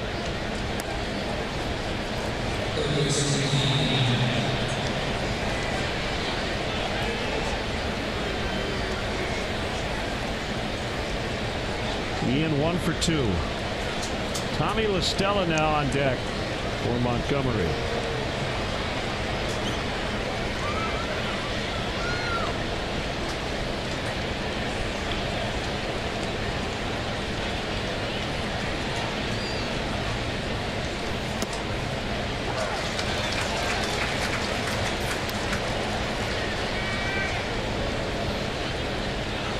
One strike to half.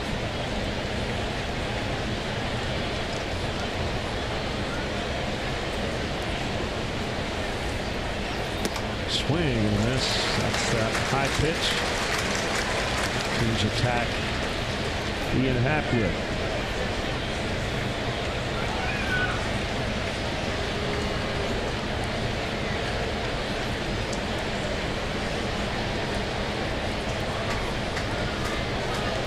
And he wants another one.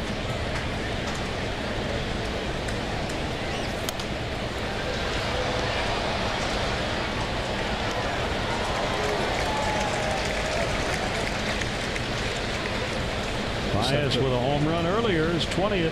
And a high fastball as a hitter, you've got two options. One, just kind of discipline yourself, train yourself not to swing in it. That's obviously easier said than done. The other thing is change your swing path.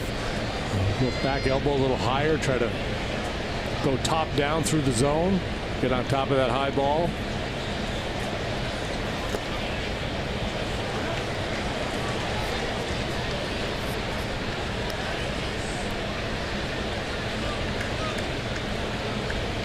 As a left-handed batter, Happ with a .402 on base percentage.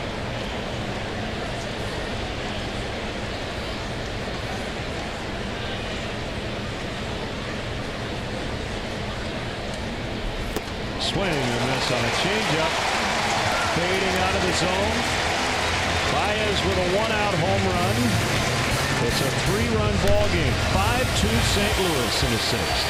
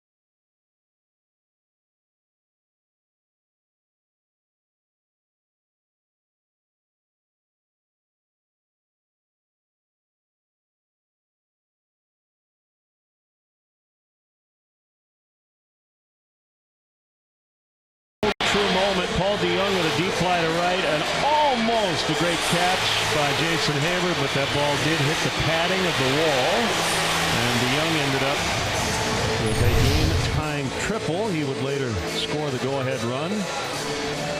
It's now 5-2 St. Louis. Cardinals batting in the sixth, and the Cubs dipped into their bullpen. Here's Randy Rosario. 26th time for the young left-hander. 4-0, 203 the earned run average.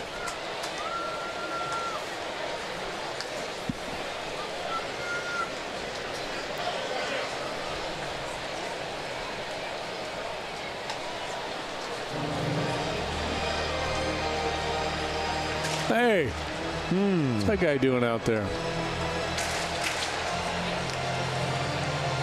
He decided he wasn't going to dress up like either team. He was going to be a pro arbiter.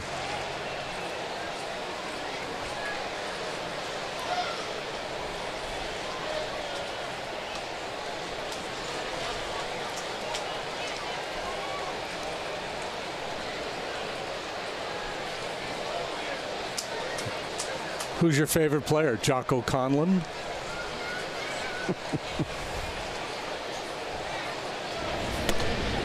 Partial to Ken Kaiser myself.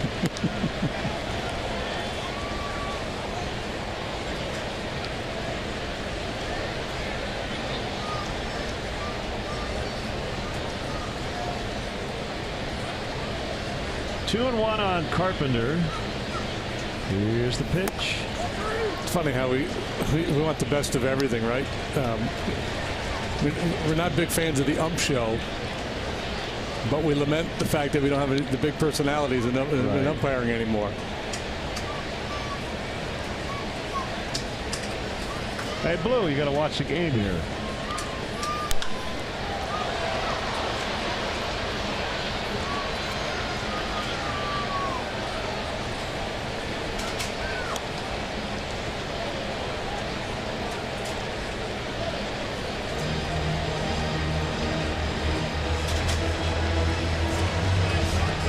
And DeYoung to follow. They both had huge nights.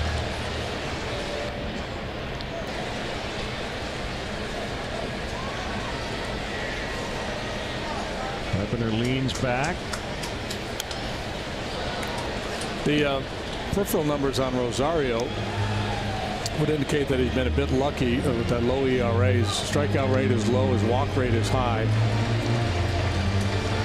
Batting average on balls in play is really low. So, you know, but when you watch him pitch, I mean, I think there's a lot more swing and miss in there. I think he's capable of getting more strikeouts. He walked him.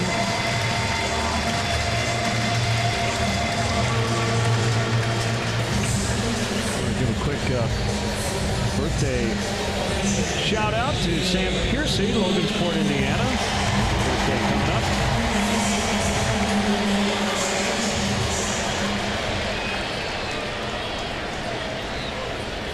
And here's Molina.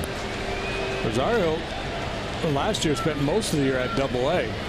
32 games there. Earlier in his career, he had been a starting pitcher. A couple of appearances with the big league club in Minnesota last year. So he skipped AAA in the Twins organization and obviously started the year there with the Cubs. Pitched 12 times and had an 0.47. Earned an average at Iowa before being called up.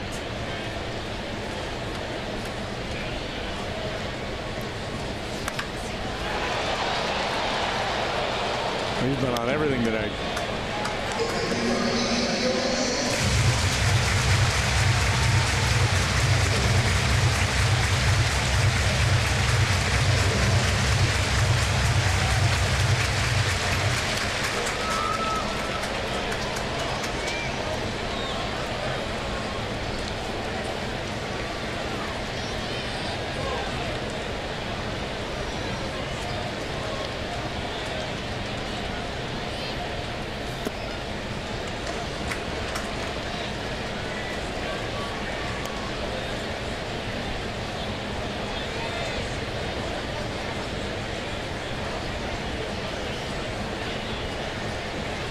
Hudson's going to throw a complete game out there. Is that Mike Myers now? I think it might be Myers. Yeah, they got Myers on the board. Okay.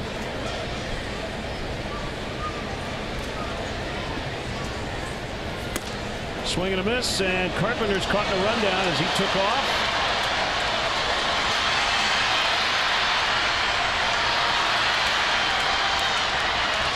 That'll go 3-6-9-4-2-6-3-8-6-4-2-6. Jenny.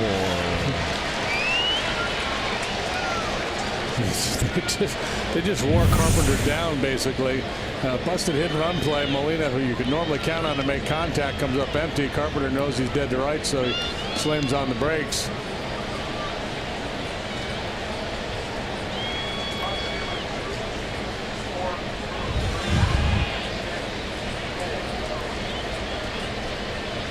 Two on Molina.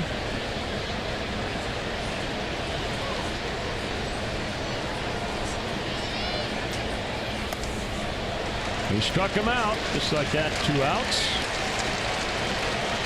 2-4-3-6-4 on the caught stealing.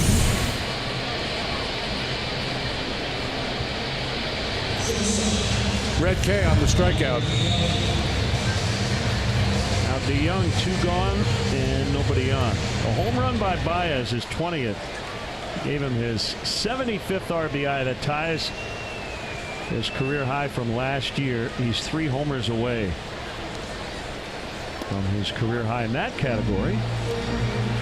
Also set in 2017. Alec Mills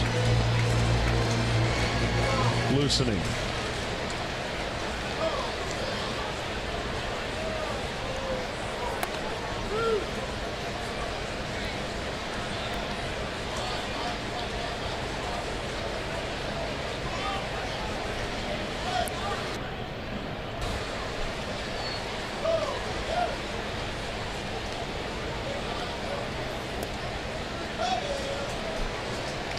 Mike Montgomery's line tonight, 5 innings, 12 hits, 5 runs. They were earned. Walked a man, struck out 3.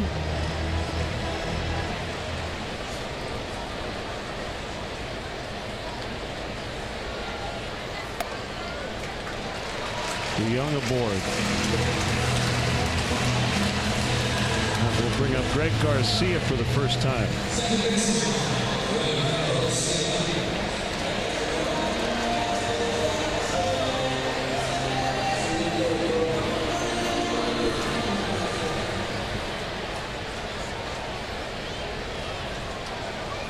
It's kind of an early move to go defense, wasn't it, by Schilt? Yeah, I thought maybe Martinez would get one more plate appearance. Typically, these defensive type moves are made in the 7th inning and beyond, maybe the 6th, which is what he did tonight.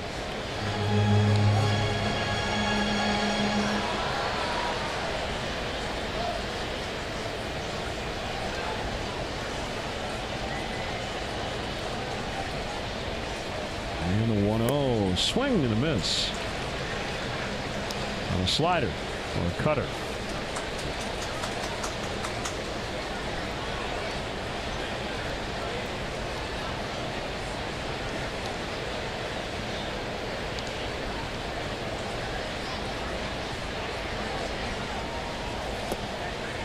Another one. 1-2.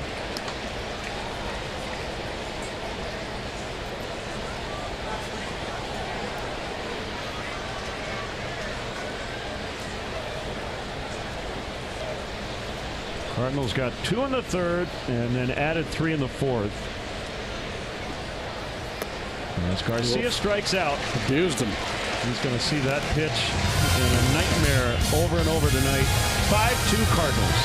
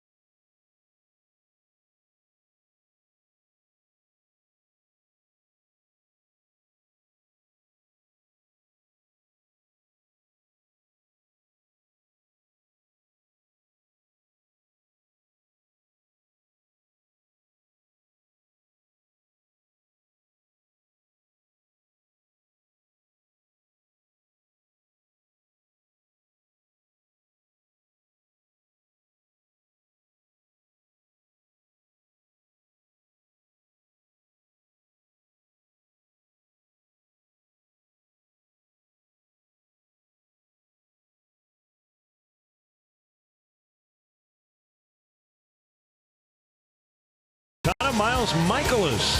The matchup as the Cubs battle the Cardinals. Coverage starts at 2:30 with Cubs pregame live, or you can stream it live on the NBC Sports app. You know what the best part of that whole bit is right there? Her reaction. Yes. I'm not paying attention. Here's Mike Myers. 31st time for Myers, a 3.79 ERA. Pretty good cheese. Averaging 96 miles per hour with his heater.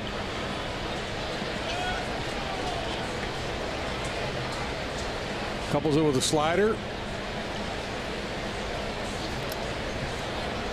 Like that. He buried that one. 86, 87. And every now and then a changeup.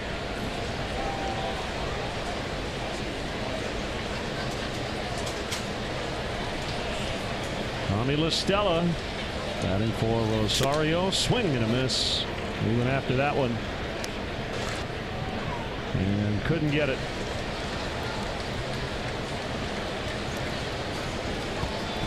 Well, Luke Weaver, no doubt pleased and maybe a little relieved with his performance tonight after all kinds of issues against the Cubs. In his first 5 career starts, that'll go 3-1. Yeah, Brad probably wasn't there yet, but getting to the point where it could become a bit of a mental thing. Having a hard time getting over the hump against a given club. Mike Maddox, well-respected pitching coach.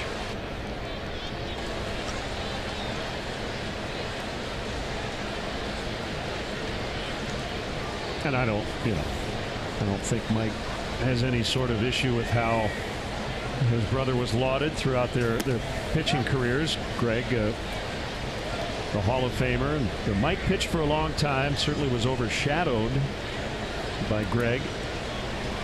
But he has really made a name for himself in his second job in baseball. As Caratini flies out to Ozuna.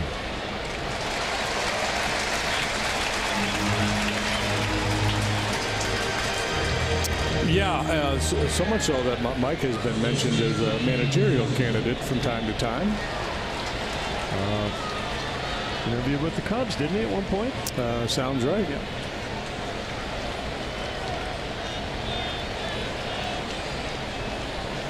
"15 years he pitched in the big leagues. Not a lot of people probably know that.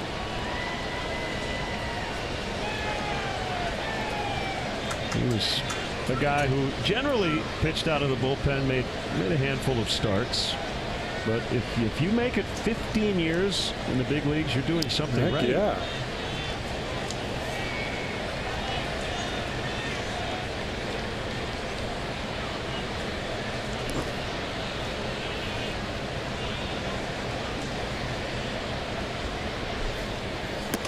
Well, wasn't the story when the scout came to the Maddox house when they were looking at Mike, getting ready to draft Mike, and their dad said, well, if you think he's good, wait till you get a look at the other one.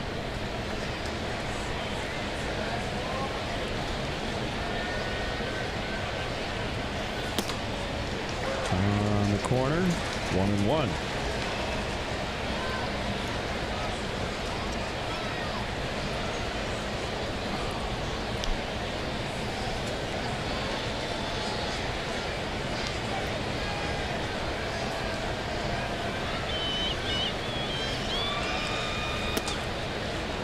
September 29th, 1986.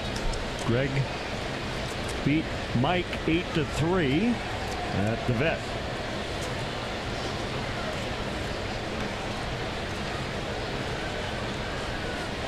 At the time, Mike was 25, Greg was 20.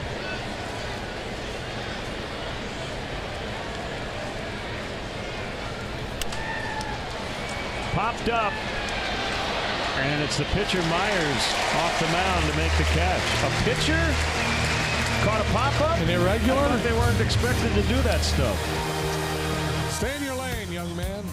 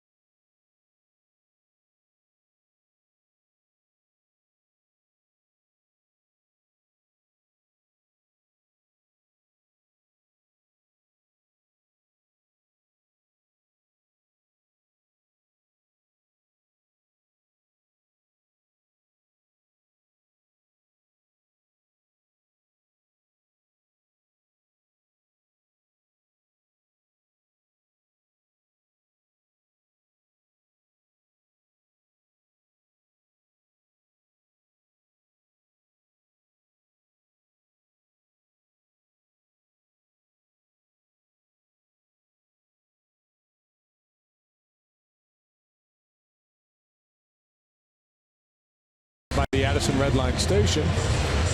Pace Express buses are also available from Hillside and Rolling Meadows. Check out available transportation and parking options at Cubs.com/transportation.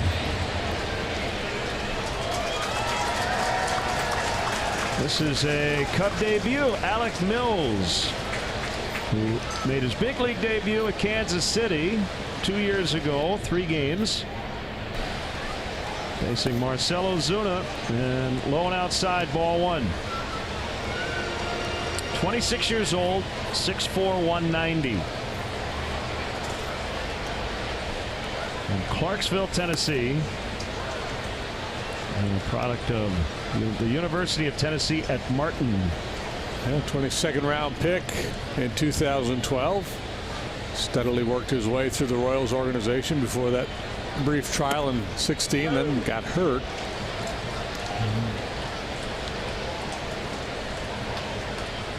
Last year was his first season in the Cubs organization. Now we've seen Alec quite a bit the last 2 springs. Breaking ball fought off into the Cardinal dugout.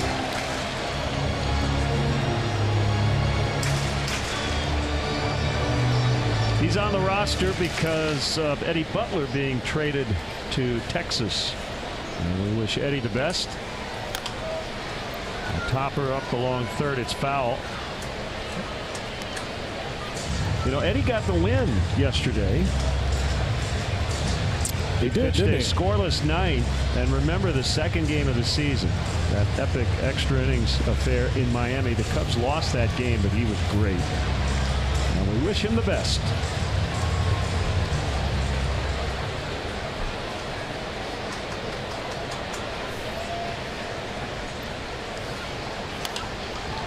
To third, it's Happ up with it.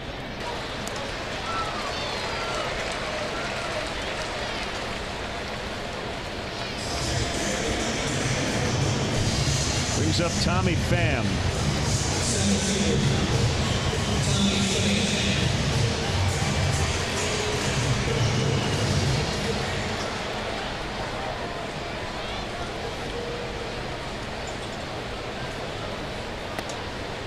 Eddie Butler, along with, is it Rollie or Raleigh Lacey? I believe Raleigh. Raleigh Lacey, great name. Hopefully he gets to the big leagues at some point. And a player to be named later. Nicole Hamill's deal.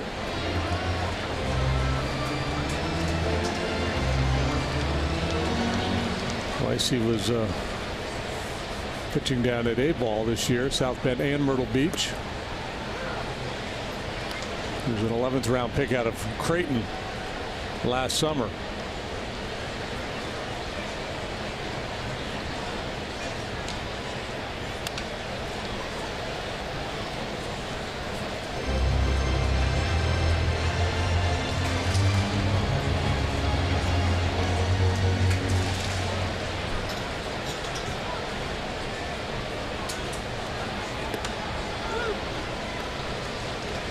Three and 2 on Pham.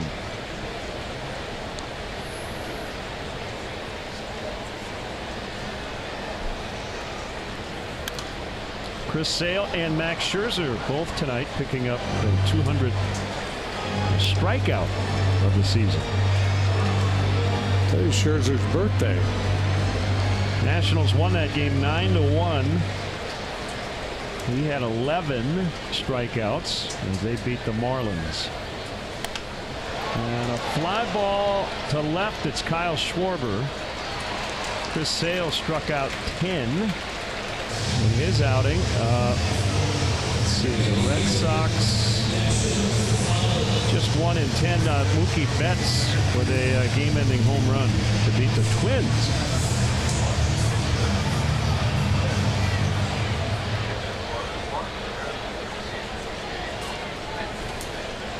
Devers tied it with a homer in the 9th. Betts homered in the 10th to win it.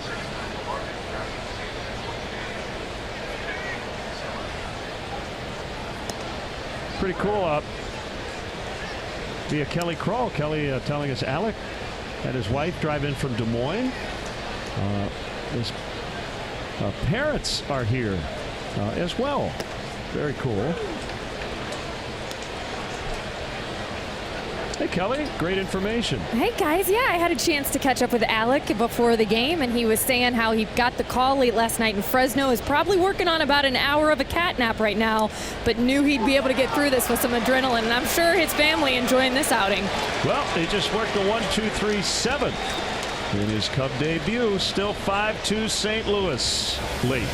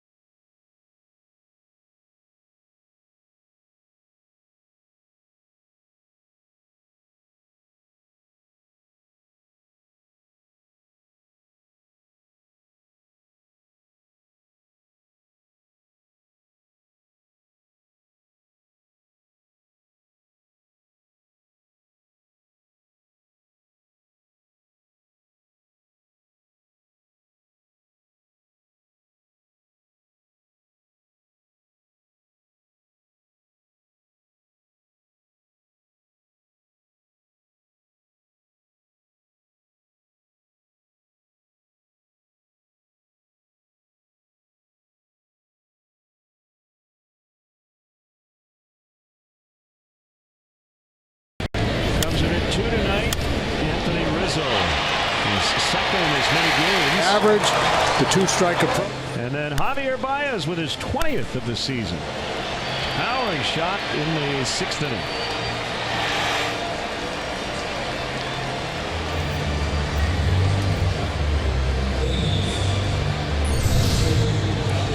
Here's fireballing Jordan Hicks.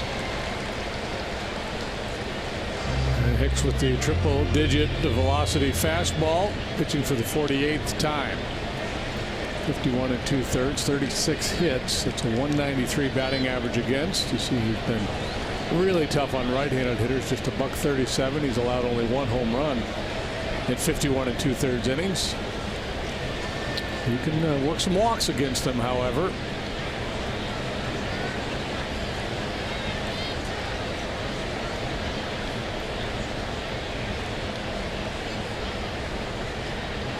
Almora has flied out twice. Look out. Oh, Jason Hayward as Almora bounces out, but the broken barrel of that bat ended up just over Jason, and it went into the screen above the on-deck circle. That could have been disastrous. And he's taking a long walk around. Man, oh man, oh man. Yeah, that's unsettling. That was a dangerous weapon flying in his direction. That speaks to the life on the fastball. This kid right in on the knuckles and shatters the bat. There's a little pop up in front of the mound. How many times you see a guy take a full swing and hit a ball like that?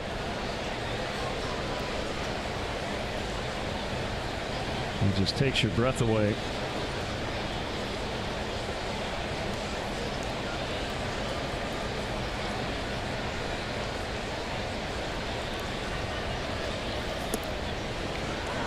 There are a few guys in the game that touch 100 miles per hour. This kid averages 100 miles per hour with his fastball. He saw the last one 103, and he gets movement. That thing had real good sink at 103.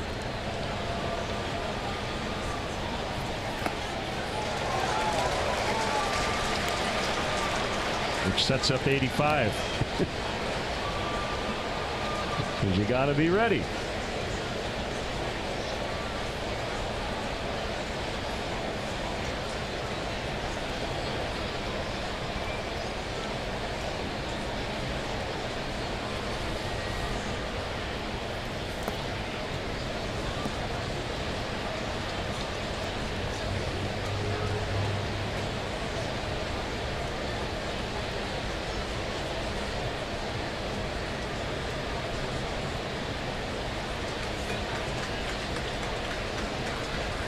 5-2 St. Louis, 8th inning.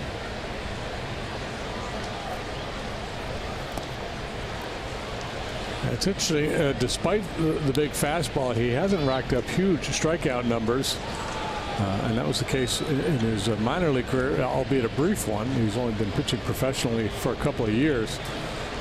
You figure as he matures and starts to develop a little bit, just the touch and the approach to pitching, the strikeout numbers would go up and up and up with this kind of velocity.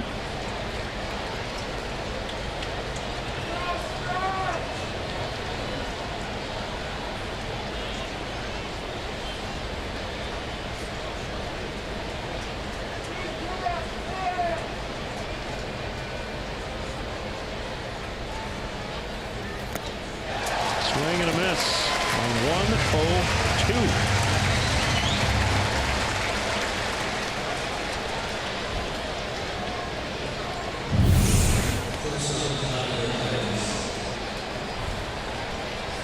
With crazy sinking action.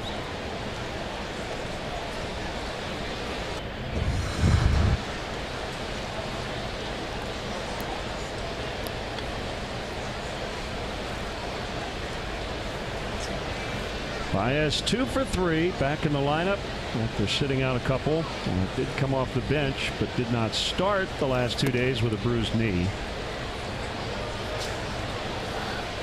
Hicks has had not pitched above A ball prior to this year.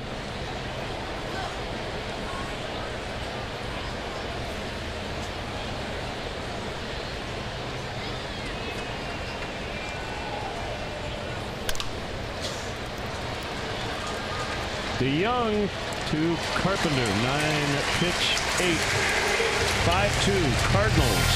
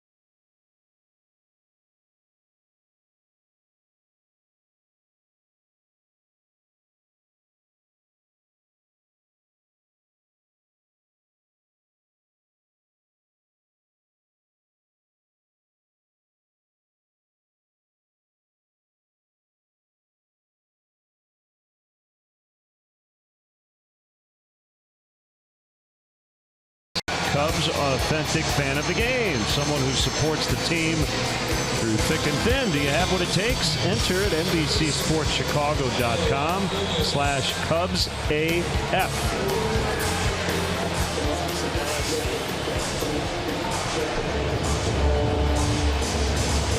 47,169. This is the largest crowd of the year here in St. Louis, and the Cardinals' 15th sellout.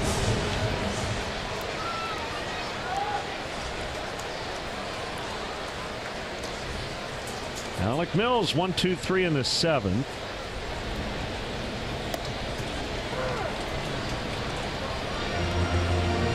Sweeping breaking ball. Nice 0-0. Get ahead pitch. It was Allie Mills who played the mom in the Wonder Years, right? I'm not strong on the Wonder Years. Allie Mills. I was thinking Haley Mills was the old, remember, like Thomasina and all those old Disney movies. Okay. Haley Mills with a British accent. The original Parent Trap movie.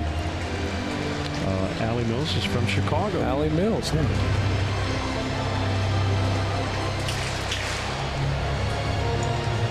Brad Mills is the bench coach for Terry Francona over there in Cleveland.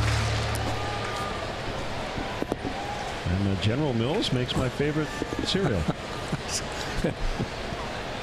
You say he's your favorite general.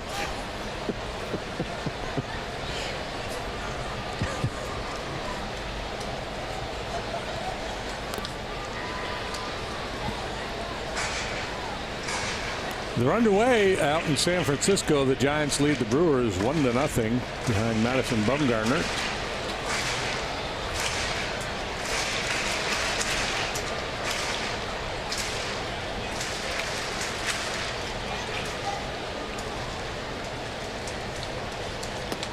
Chase Anderson for Milwaukee tonight.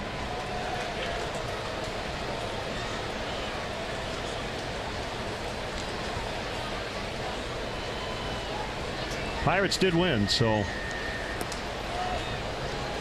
they end their losing streak at 2. David Freese knocked in 5, including the game-ending run in the ninth.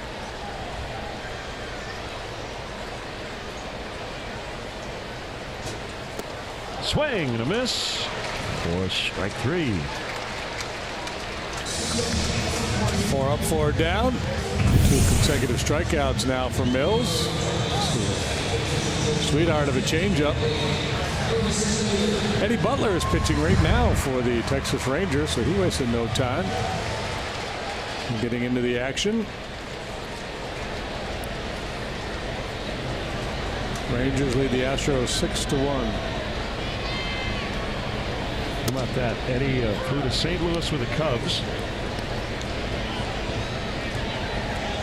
last night, and he's pitching for his new team tonight. That's the way it goes. Joel Youngblood played for 2 teams in 2 different cities in the same game. And one of those games was at Wrigley Field. I want to say 1982.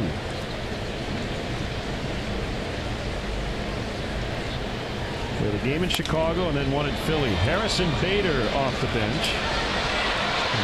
As Almora will make the grab on the run.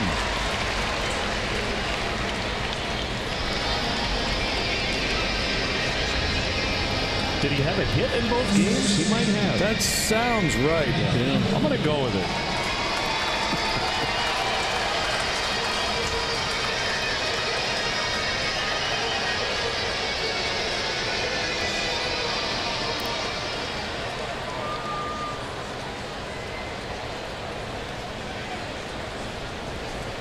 Good thing there's no technology out there where people would be able to look that up and check to see whether that's true or not. Who would want to know that?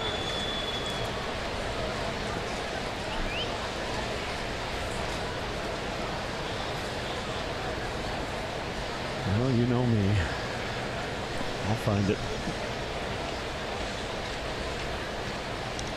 All right, what, 1 for 2 for the Mets at Wrigley. And he got traded to the Expos as Zobrist makes the grab. And he did. He got 2 hits against Fergie, 1 off Steve Carlton. Wow. It's a good day.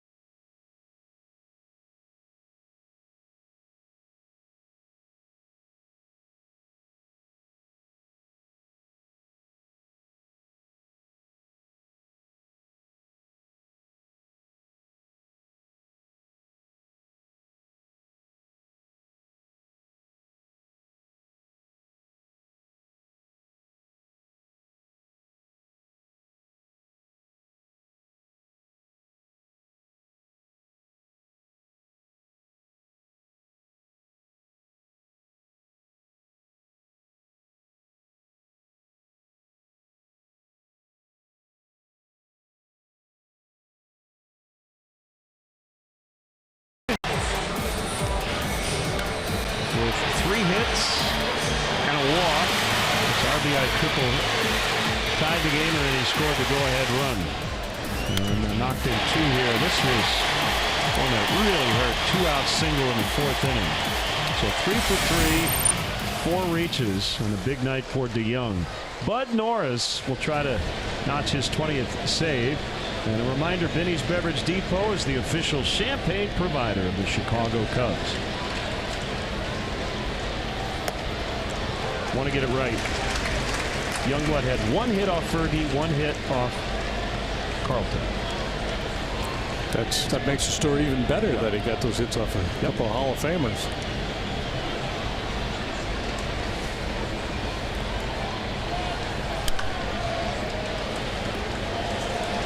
Veteran Norris doing a nice job as the closer for the Cardinals. The plan was, after they signed Greg Holland late in spring training, that ultimately he would take over this role, but that did not pan out. Holland was actually designated for assignment, and we'll have to look for work elsewhere, and Norris has been a capable substitute.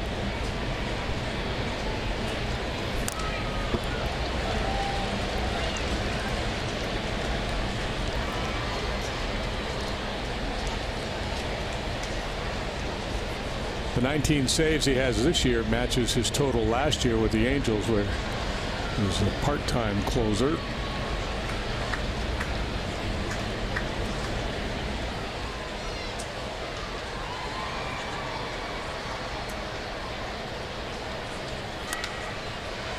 Zobrist stays alive.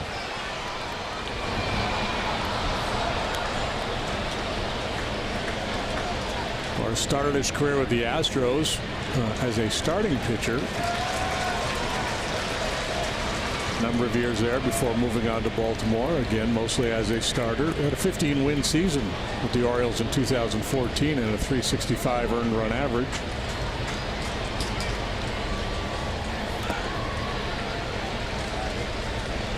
Well, they were down a couple yesterday, and it started with a leadoff walk to Zobrist. They're down 3 tonight.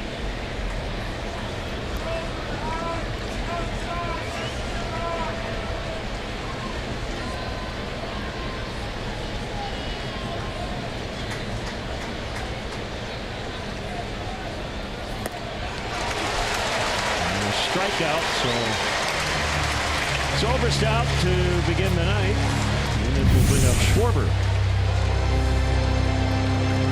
Good depth on the backdoor slider to get the swing and miss.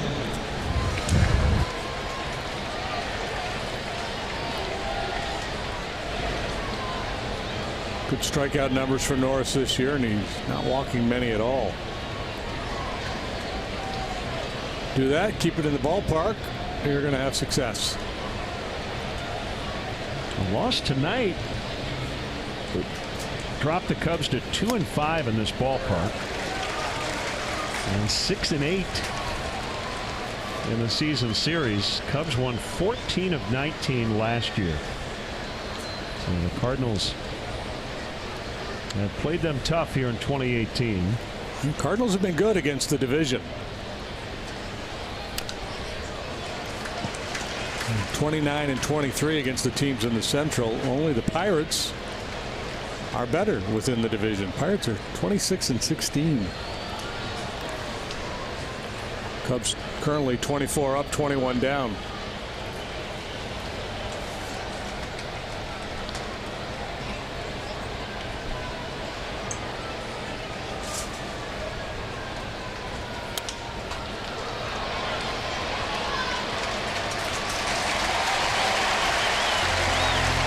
Cubs down to their final chance.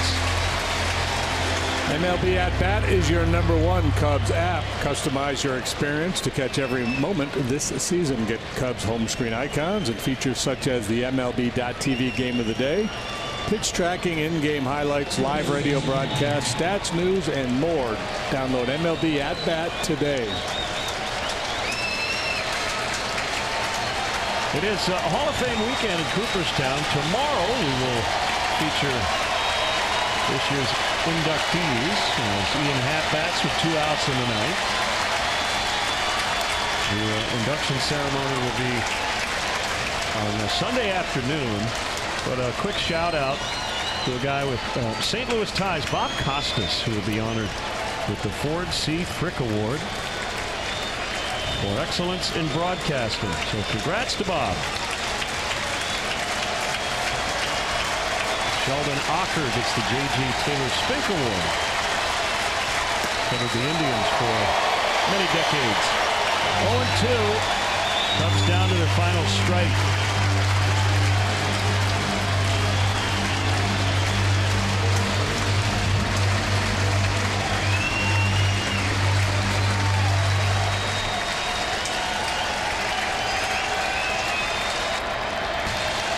Here's the pitch.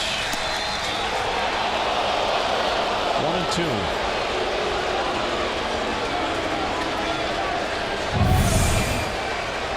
Oh, not really close.